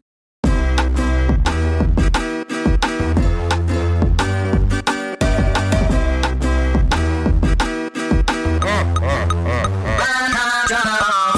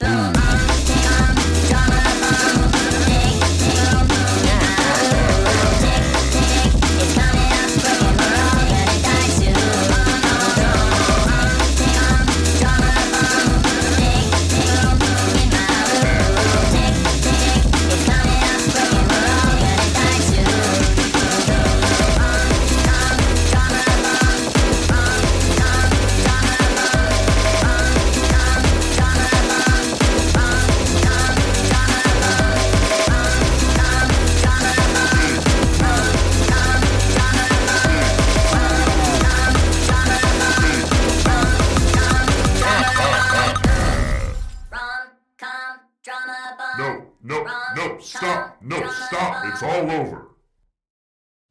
If you're looking for more great gaming content from everyone here at Many Sided Media, you should consider subscribing to the 20-Sided newsletter. It's a free, bi-monthly newsletter for people who love games, make games, and just love making games. To subscribe, just go to 20sidednewsletter.substack.com or follow the link in the show notes.